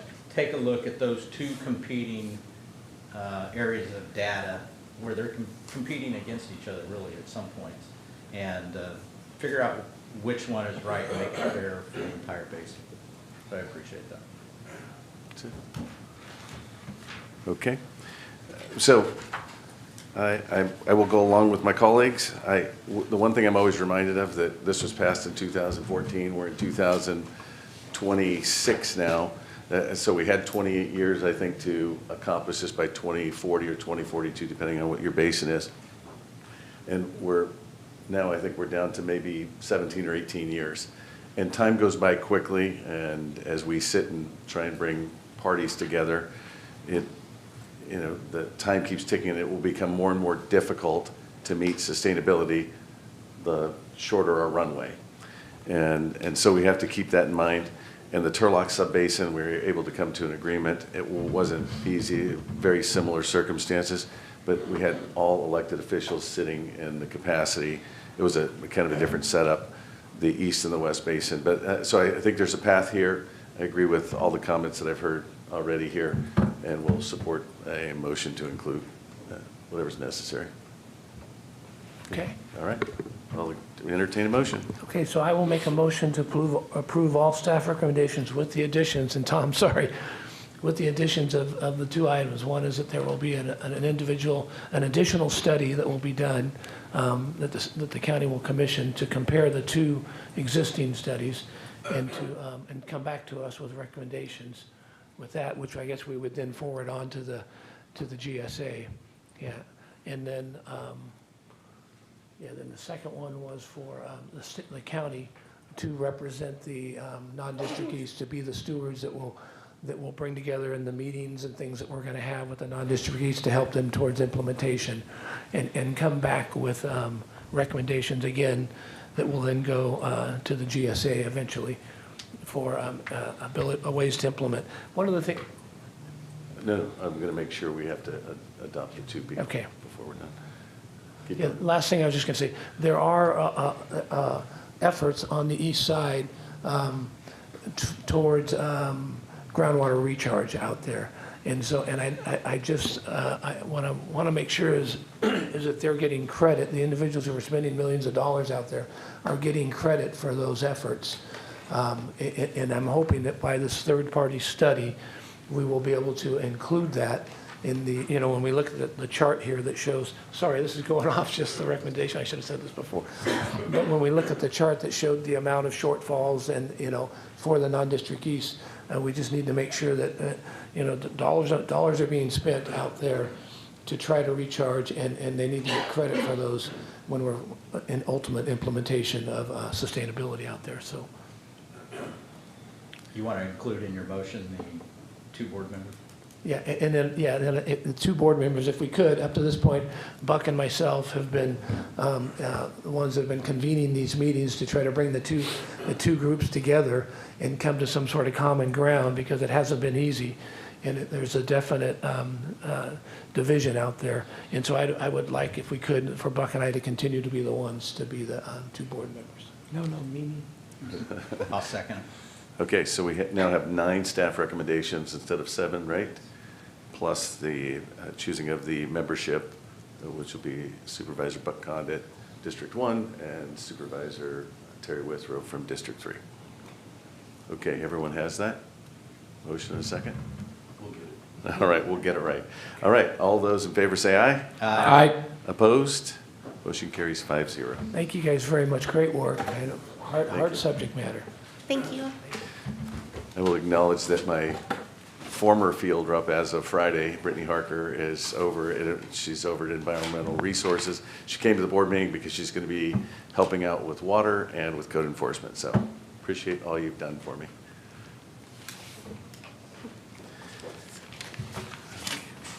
Okay, at this time we're going to move on to discussion item number 2 is approval to accept an update on the Stanislaus County CalFresh program administered through the County Services Agency. And I can go ahead and just Yes. tee us up while our team is setting up the presentation this morning. You'll recall that back in November that we had conversations with the board and the community recognizing the impacts that were occurring to individuals who qualified for CalFresh benefits, otherwise known as SNAP benefits on the federal level. And during that conversation, there were a variety of questions that came up just to further understand how the program operates, who benefits from the program, what levels of benefits are provided, what has been some of the history here, and so forth. So we committed at that time to come back to you to just provide more information about the program. So there are no specific actions that the board needs to take today in terms of administering the program, but we were able to put together all that requested information and also provide just another forum for the board members to ask any questions you may have. But I'm also very pleased to introduce our team here, who has done a lot of work to put together this historical perspective on the CalFresh program. So it's all yours, Christine and Ed. Thank you. Good morning, Chairman Chiesa, board members, Mr. Hayes and Mr. Bose. I'm Christine Huber. I'm the director of the Community Services Agency, and I'm here today with Ed Cuellar, who is our associate director over StanWorks, which is all of our public assistant programs. So CalFresh is California's version of the Federal Supplemental Nutrition Assistance Program, known as SNAP. Often people still refer to it as food stamps, but it changed to CalFresh probably 10 years ago in California. CalFresh is administered under following federal and state laws and regulations. Its goal is to provide monthly benefits to help low-income individuals and families buy nutritious foods for their households to eat. I will say the purchased food is intended for home preparation and consumption. So some examples are breads and cereals, fruits, vegetables, meat, fish, poultry, dairy products. It can purchase seeds and plants which produce food for the household to eat. The only prepared meals that are available is if you qualify for the restaurant meals program. And this is specifically for adults age 60 and over, people with disabilities or homeless that might not be able to prepare meals, and they would be able to get a hot meal to eat. In order to receive CalFresh, somebody would need to apply. They can apply online, by phone, or in person in one of our offices. The benefits that somebody qualifies for, they're 100% funded by the federal government. There's no state or local funding on the benefit side. You also will not see these benefits reflected in our CSA budget. The funds are loaded onto an electronic benefits card that we call EBT. It's similar to a debit card that anyone can take into a grocery store or a farmer's market to purchase the approved food items. Around who qualifies, it's households of all types. We have individuals, families, we have students, seniors, people with disabilities. Eligibility is determined using federal rules that consider household income, size, and certain allowable expenses. And I'm going to turn it over to Ed now. Good morning. So what you have, the chart in front of you is an example of what our allotments are for folks that are on receiving CalFresh. And this is an example of the 2025 household size and allotment, maximum allotments that are allowed by the household size. And it also includes what the maximum gross income levels are for folks to qualify. Just really quickly, a household can be any parties, individuals that purchase and prepare their meals together. So they do not need to be related. So they can be, for example, it could have a mother and a child, another parent and their child living together. But if they choose to purchase and prepare their meals separately, they would be considered two households for CalFresh, okay? And in this case, in that example, there would be each a household of two, okay? So, or if they combined and purchased or prepared the meals together, that household would be one household, but there will be 4 members in that household. So just to kind of clarify what we talk about households. As you can see, the percentage of households in Stanislaus County, the top 2 are a household of 1, so that means 1 person household, or 2 people in a household. So household of 1 is 64% of our CalFresh population, and members that make up 2 people in a household are 16%, and so on. Just to give you an example of how the allotments are, the grants are issued, like I said, what you see is a maximum allotment, so that's a most that household can get, but that doesn't necessarily mean they automatically get that. So just a quick example without going into heavy detail on budgeting. So let's say we had a mother and her 3 children, and then we had a grandmother also living together, and they all purchase and prepare their meals together. So in that example, we would have 1 household with 5 people in that household, okay? So let's say that grandmother is the main chef in the household, so that's why they choose to live together and purchase and prepare their meals together.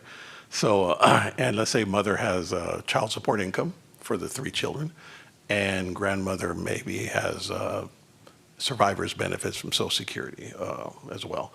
So we take their income and we go ahead and use allotted deductions that are allowed in the program for shelter and utilities, and also a standard deduction that's applied. And then once you get through all the math and so forth that we calculate, that actual household roughly would be about $997 that they would receive in benefits. And I failed to mention, I'm sorry, that combined income was $1,500 in that example. So just to give you an example, that a household of 5, if you look at it, $1,158 is what the max is. That a household, because of their income and also the allowable deductions, they would actually receive a benefit of around $997. So that's just to give you a quick example of what it is without getting too complicated with budgeting within this program.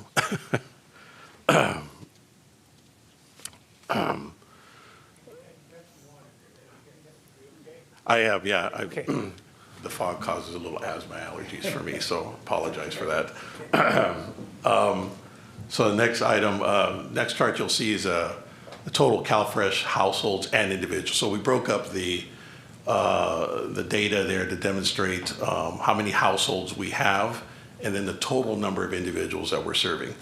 If you could look at the chart from 2015 to 2019, you can see a steady decline in participation in the program.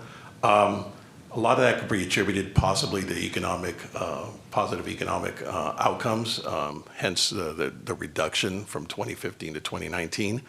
In 2020, that's when COVID hit.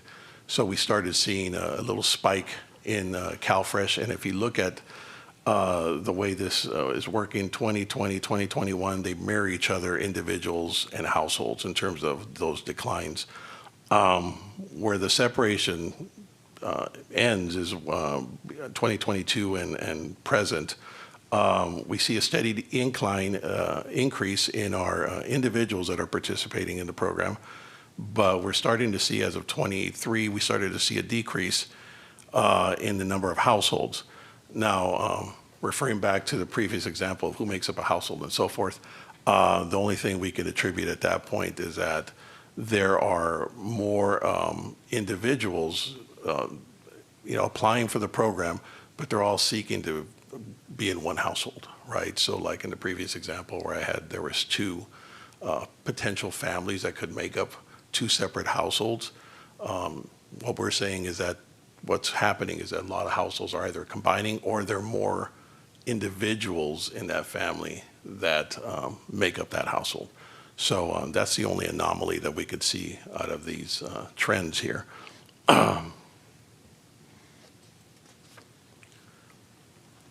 So this chart here demonstrates what our allotment grants have been. As Christine previously mentioned, that all of our allotments are set by the federal government in terms of what that is. We're provided any cost of living adjustments occur every October. So what you're seeing here is from 2015 to 2024. Again, what the allotments have been for a household 1, 2, and 3. I gave just this little snapshot. And again, 2019, 2020, so in 2020, again, COVID hit, and that's when a lot of the cost of living adjustments started coming in more frequently and at a little higher increase, partially because of the COVID situation. They wanted folks to actually have these benefits available to them during that time. As you can see, there's been a steady increase in allotments from that point on until the present where we're at. So what you're seeing in here is, like I said, is the allotment set forth by the federal government in terms of what those are. And again, these are just a snapshot of families that are 1, 2, or 3 households. And the increments are similar in all the other household sizes. Okay, some demographics for you. So as Christine mentioned, right, we serve, there's all types of people that are receiving CalFresh benefits. What you're seeing here is just a snapshot of what statuses or what activities these individuals are participating in. So if you take a look at the first item, which is the earned income category, this demonstrates the folks that are working, receiving an earned income earnings, and are also eligible for the CalFresh program. So if you look at from 2021 through 2025, there's been a steady increase. In fact, 61.3% increase over that time frame of folks that are employed and also eligible to the CalFresh program, as well as other categories, those that are receiving unemployment income, those that are receiving disability-based income, Social Security, SSI income. Then we also have a snapshot of those that state that they are either homeless or a veteran or are students. So as you can see, there's been steady increases in all those areas, except for the unemployment income, which has seen around a 57% decrease in folks that are receiving unemployment income and also on CalFresh.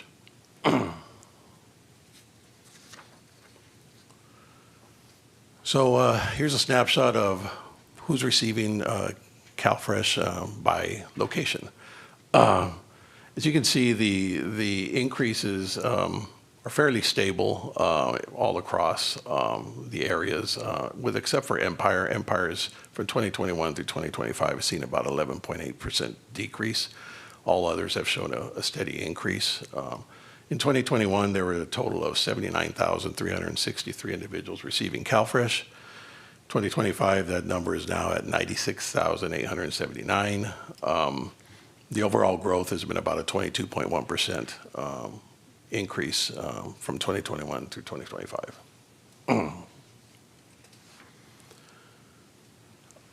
The next chart here just demonstrates who by race is in receipt of CalFresh. From 2021 to 2025, you can see in relation to 2024 census estimates, they pretty much align. But the only one that probably doesn't align with 2024 estimates are those that identify as Hispanic or Latino. And you also notice, you may question what does unknown mean? There isn't a requirement that folks fill out what their race is to be eligible for CalFresh. So unknown is either A, they choose not to answer that question, or B, they do not know what race they are and aren't claiming any race that's available to them. The other category, if you may notice, those are for categories that are identified within the system, but don't fall in these other major categories, and that's what other means. It's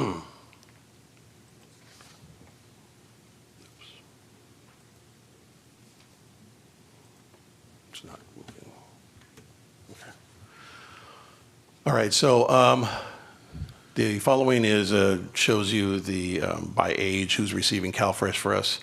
We have three categories, right? 0 to 17 years of age, 18 to 64, and 65 and older. They're all fairly similar. Nothing very staggering in terms of who's receiving from 2021 through 2025. They've all been very similar.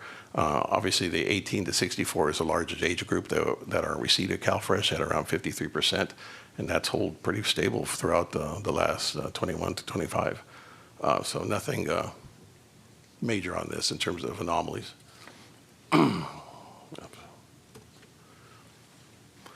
Okay, so economic impact.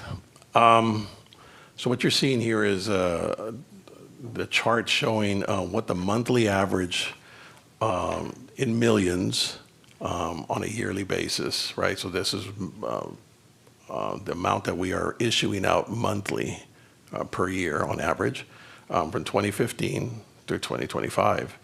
As you can see, again, this kind of aligns with the other charts where we saw the increase from 2020 in terms of COVID and so forth, and aligns with the population that we were serving. But yeah, we started at 12.8 in 2015 and 9.1 down to 9.1 million in 2019. But as you can see, the increase starts going in 2020 and then starts fluctuating from there. Presently, on average, we're looking at 17.3 million that we issue on a monthly basis for 2025. And just to put in perspective, so the USDA estimates that for every CalFresh dollar that's spent locally, $1.50 is generated in economic activity, right? Supporting retail, agriculture, food distribution sectors. So based on the 2025 averages we have, that translates to about 26 million in economic impact to Stanislaus County. And again, these are all federal allotments that are issued. So as Christine mentioned, those benefits are paid through the federal government on that.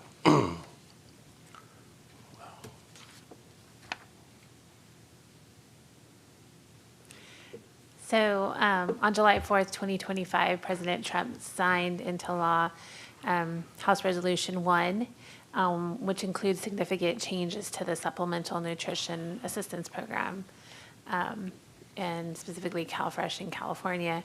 We're going to review the impactful changes to this program, which includes a standard utility allowance, impacts on non-citizens, able-bodied adults without dependents, and then also some fiscal specific areas on CalFresh administrative cost sharing and CalFresh benefits cost sharing.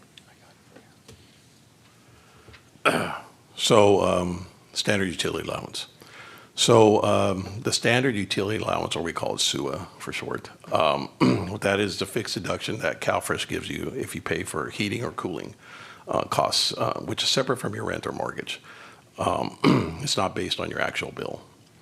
Instead, it's a standardized amount set by the state. Now, this deduction does lower your countable income, which is what we use when we're calculating budgets within the CalFresh program. So current policy, the vast majority of households do qualify for the SUA allowance.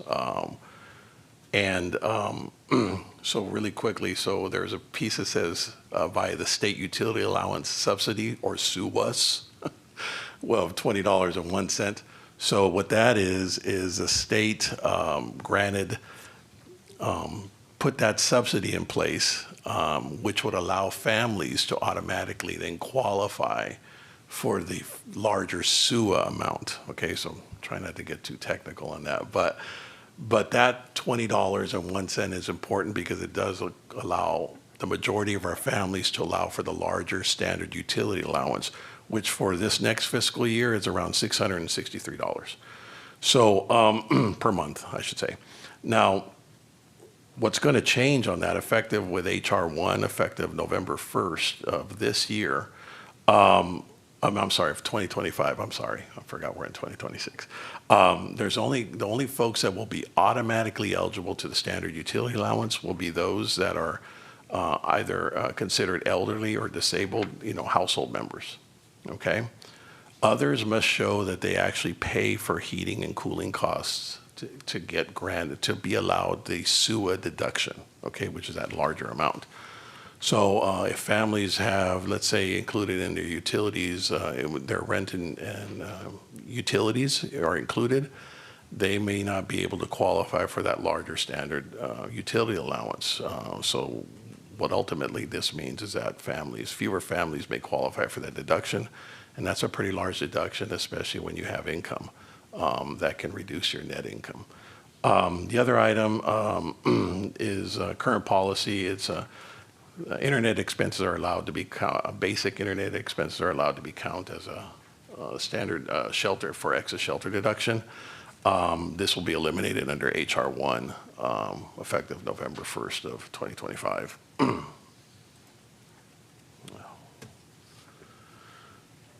Non-citizen eligibility.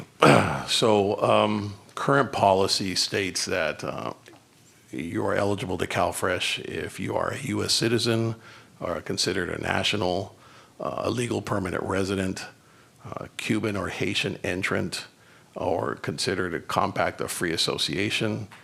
And then there's also certain lawfully present non-citizens that are allowed to participate in the CalFresh program. Those include refugees, those are considered refugees, or asylees, trafficking victims, and or parolees. So that's our current policy under the non-citizen eligibility. Effective April 1st of 2026, HR 1 reduces who's eligible to strictly only those that are U.S. citizens, nationals, legal permanent residents, Cuban or Haitian entrants, and compact of free association individuals. So it eliminates refugees, asylees, parolees, non-citizen trafficking victims, battered non-citizens. They will all lose eligibility under the CalFresh program effective April 1st.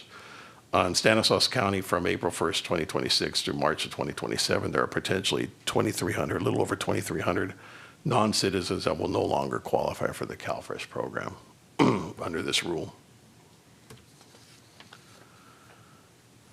Able-bodied adults without dependents, we call them ABOD for short. So in this one, our current policy under ABOD, ABODs, those that are considered an ABOD, are limited to 3 full months of CalFresh benefits every 36 months.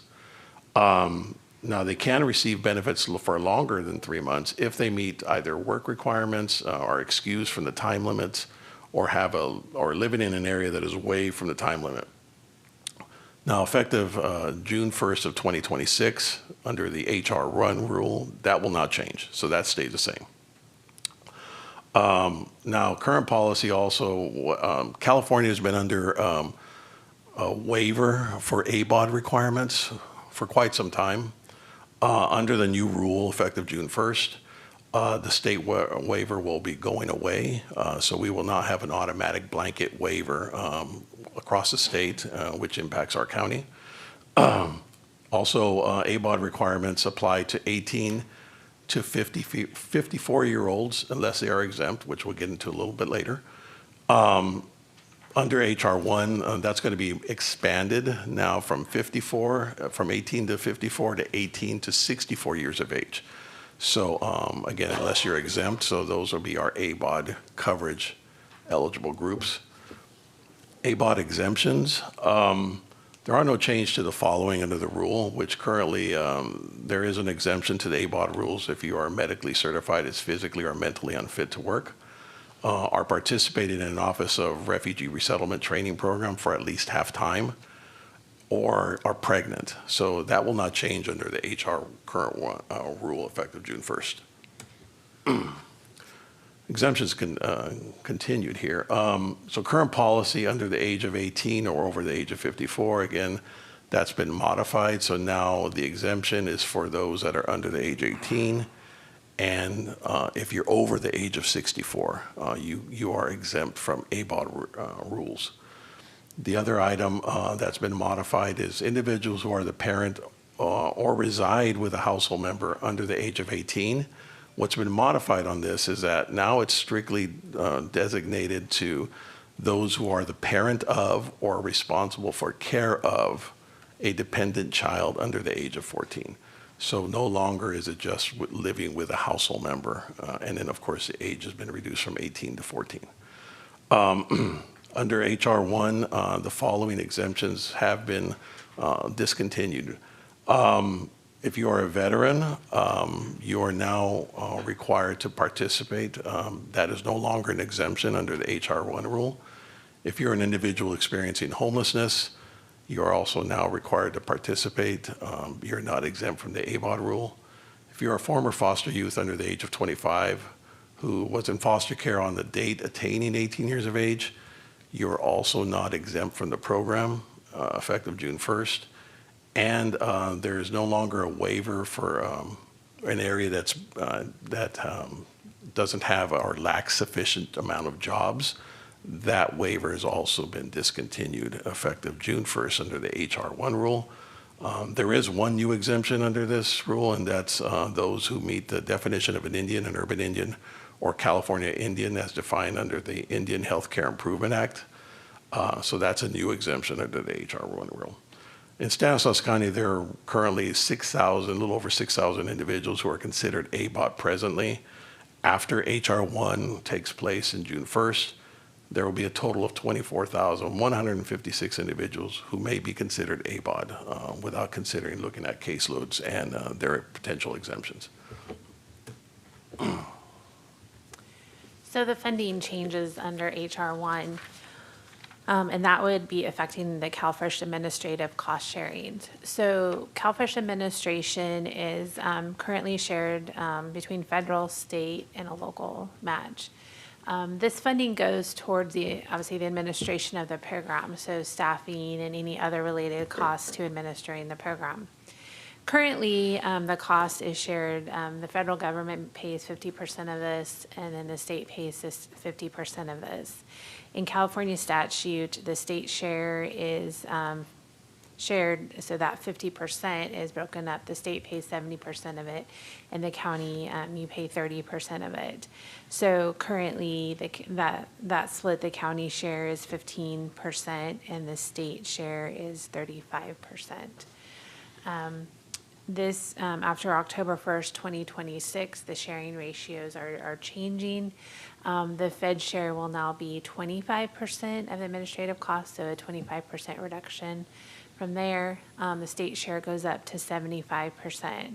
Using that same statute that's in law, where you break the 75% down with the state paying 70% and the county's paying 30%, the state will now pay 52.5% of this cost, and the county will pay 22.5% cost. So an increase of 7.5% to what the county is required to pay for the administration of CalFresh. One of the other impacts that will be happening in a couple of years is that there will be additional cost sharing shift to the state depending on what the payment error rates are.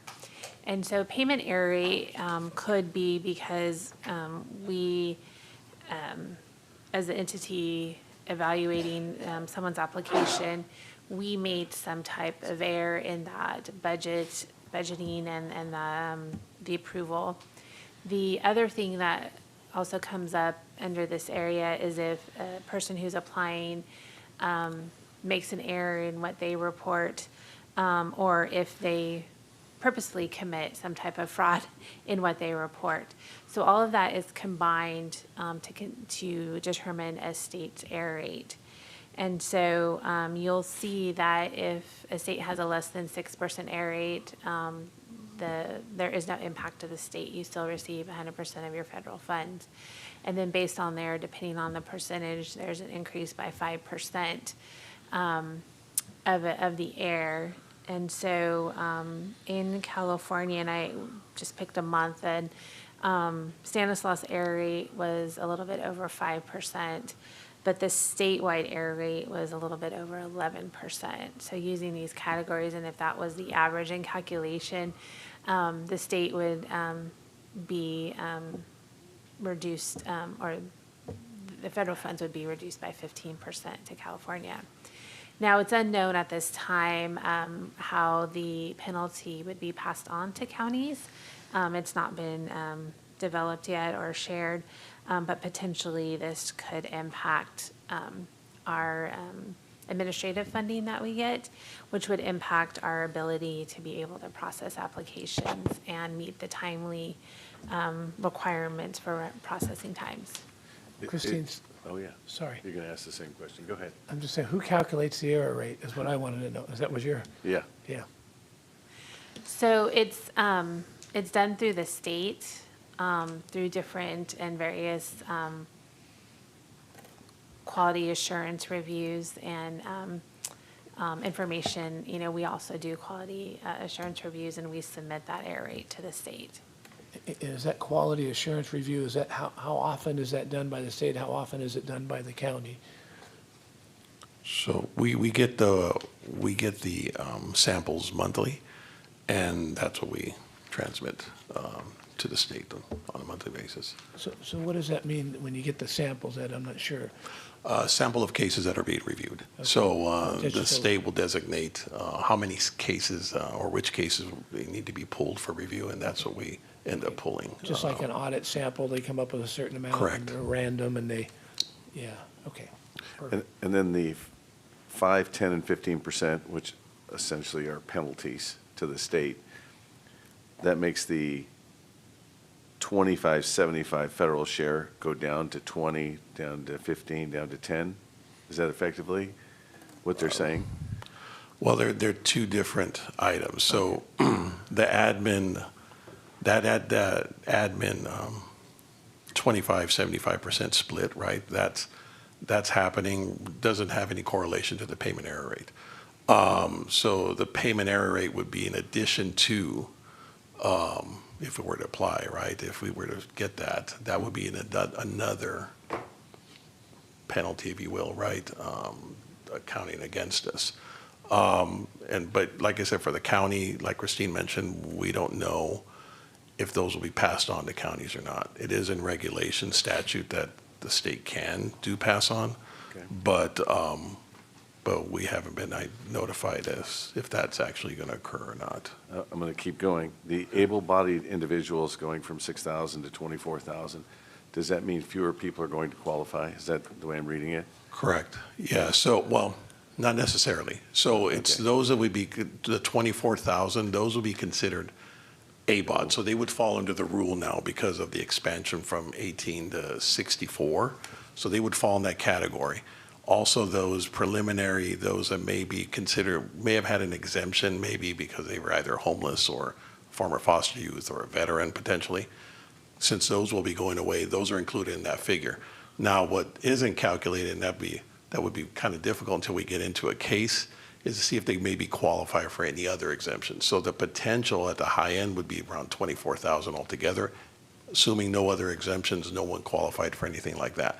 It could be reduced, right, if there's someone that has some other exemption that they qualify for, which we would screen for, and that could reduce that number, But, and from a loss of eligibility, the loss of eligibility only occurs if they're not participating in either a work-related program or have another exemption. So you could still be an ABOD and still be participating in the amount, like in a work registration program, for example, simplest thing to do. And that's where you can go longer than 3 months. So being an ABOD doesn't automatically disqualify you from the program. It does limit the amount of time that you can be on the program if you're not meeting certain criteria or rules for that program. One thing that makes it difficult for us in those is those volunteer, if they're volunteering or they're going to school or things like that, they don't have to report it currently, so we don't track it. And so there could be people that are doing something to meet the requirement, we just aren't aware of it yet, and can't pull a report to show that. I'm just going to go back to that error percentage. So what has our average error percentage, where have we been, like for 2025, in those samples that have been taken? If I remember, I don't know exactly, but I know we've been below 5%. Okay. And in fact, I mean, I don't know if you want to share about we're one of the counties that the state's probably looking at to try to look at how to mitigate payment error rates because we've been pretty low for the past few years. So. Perfect. Department of Social Services reached out to us last week and asked if they could come in early February to learn how we do things and what we do. So they'll be here for a day and a half at the beginning of February to watch what we do, talk with our staff. They're going to look at some of our cases as well to see what work we do, how we document things, and so it'll be exciting to show what we do. That's great. Very good. Thank you. The last slide we have for you today is the fiscal kind of impact of administration funding. This is information we use in our 2026 adopted budget. And so you'll see there is a maintenance of effort for CalFresh. The total funding is $14.7 million, and it's obviously 50% Fed, 35% state, and 15% county. Once we meet the maintenance of effort, which is a requirement that the county does provide, we've had a longstanding policy that the state will provide additional funding that will allow us to access the 50% federal share. There is a county share match there. You can see it's $3.4 million, which gives us additional funding of $22.7 million. So the total administration of the CalFresh program at adopted budget was basically $37 million. We currently are using 91 realignment and general fund to make up that $5.6 million of county share. Christine, sorry. So total funding 37 million, but we're talking about 200 million a year, right? So what is, because we're saying 17 million a month, what am I missing there? So the $17 million per month is the benefits that the federal government gives to community members who qualify, and then they turn around and spend that money, purchasing food in grocery stores, farmers markets. And then this chart is administration funding that we receive to administer the program. Got it. Okay. Sorry, I missed that word, administration. No, you're good.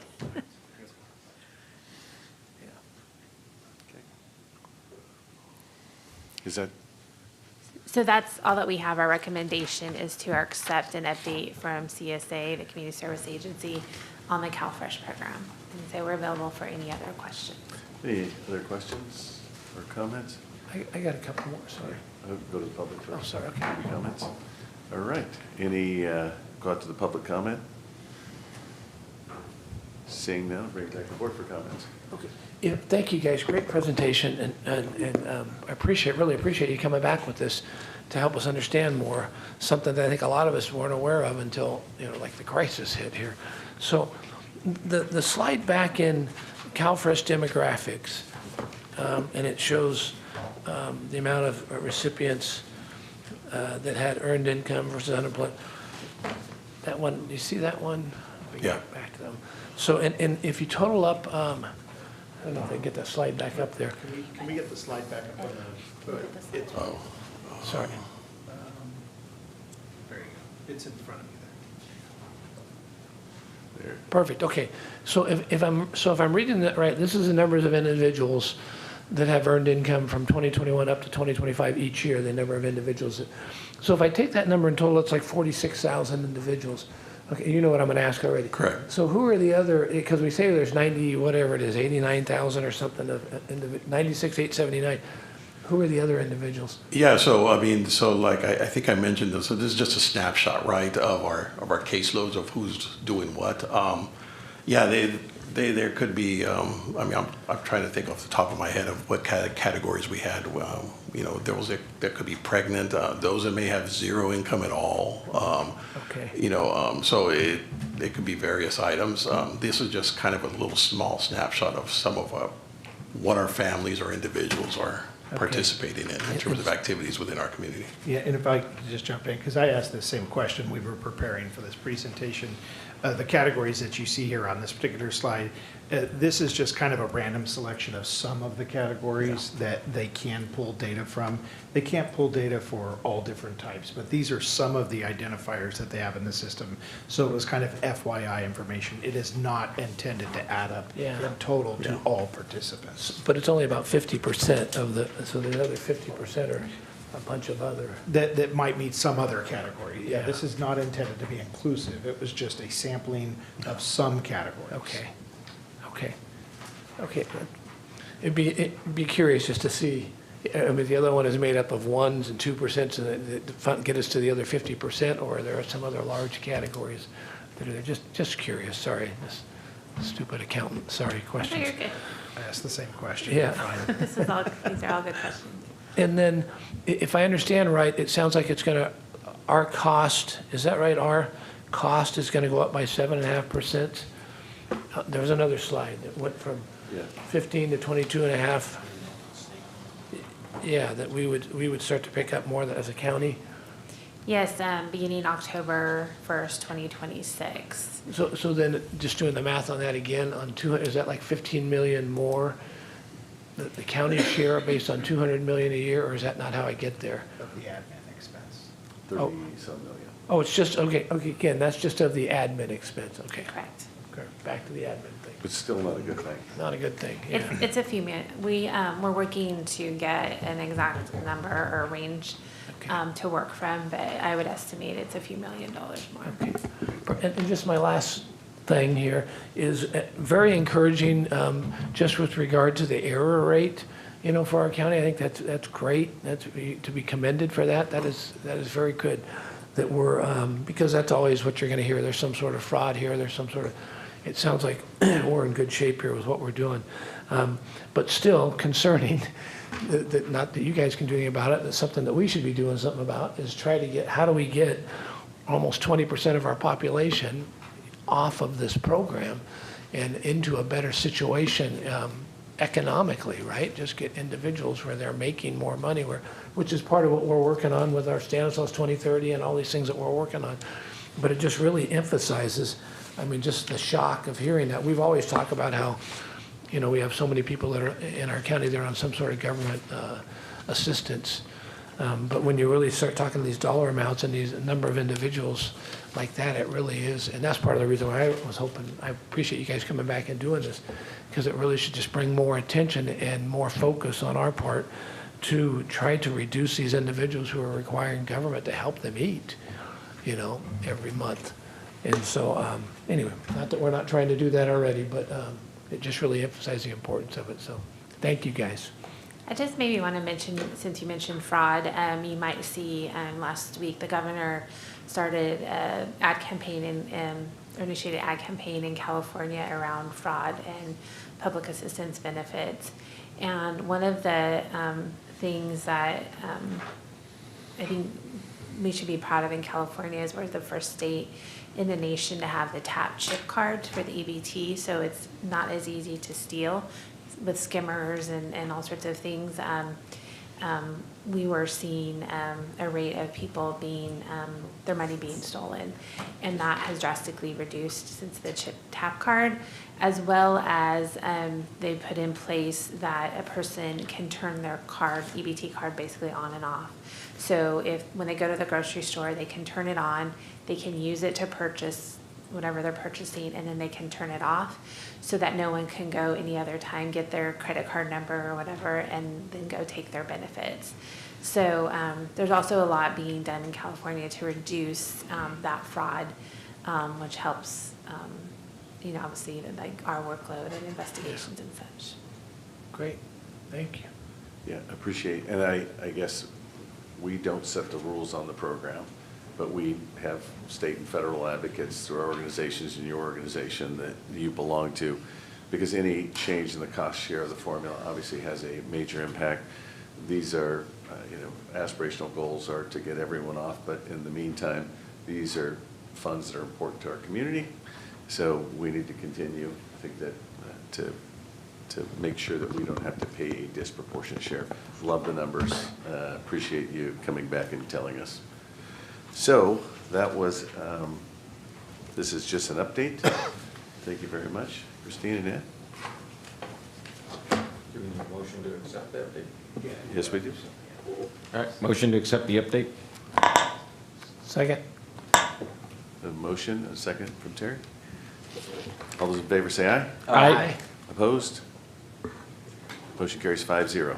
Thank you. Thank you. Thank you, guys. Okay, we're going to move on to correspondence.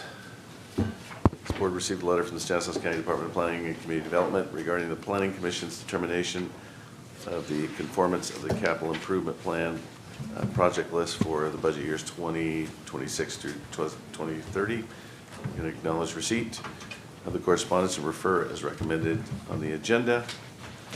We're going to move on to item 9, which is Board of Supervisor report. 1, 2, 4. Seeing none, we're going to move on to 10, Legislative Management Fiscal Report. CEO. Just a couple of items we want to mention. We do want to acknowledge that we did send letters of support addressed to the U.S. Department of Transportation, signed by the chair on behalf of the Board of Supervisors this week. These were funding applications for what is commonly called the BUILD grant, and they would support the Del Porto Water District, Del Porto Canyon Road Relocation Project, as well as Stan Cogg's State Route 132 West interchange project. So we did send those out. Also, you've seen that there's quite a bit of news that is now beginning to be reported on the potential challenges for another federal shortfall and what the sticking points are in DC between the two parties working that out. So I don't need to further comment on that. We all kind of see it being reported. I do want to acknowledge that our Behavioral Health and Recovery Services Director and staff did meet with Senator Blakespear's staff last week at their request to discuss CARE Act implementation here in Stanislaus County. We were one of the initial cohorts of counties in implementing CARE Act, and we were happy to report out on any of our experience there. Last thing is we are working closely with our legislative advocates to analyze any of the local impacts of the governor's proposed budget and any particular impacts of what we commonly refer to as HR 1. Some of those we just went through here this morning. So that work continues. That concludes my report. Thank you. Any questions, comments? All right. If there's nothing else for the good of the order, this meeting is adjourned.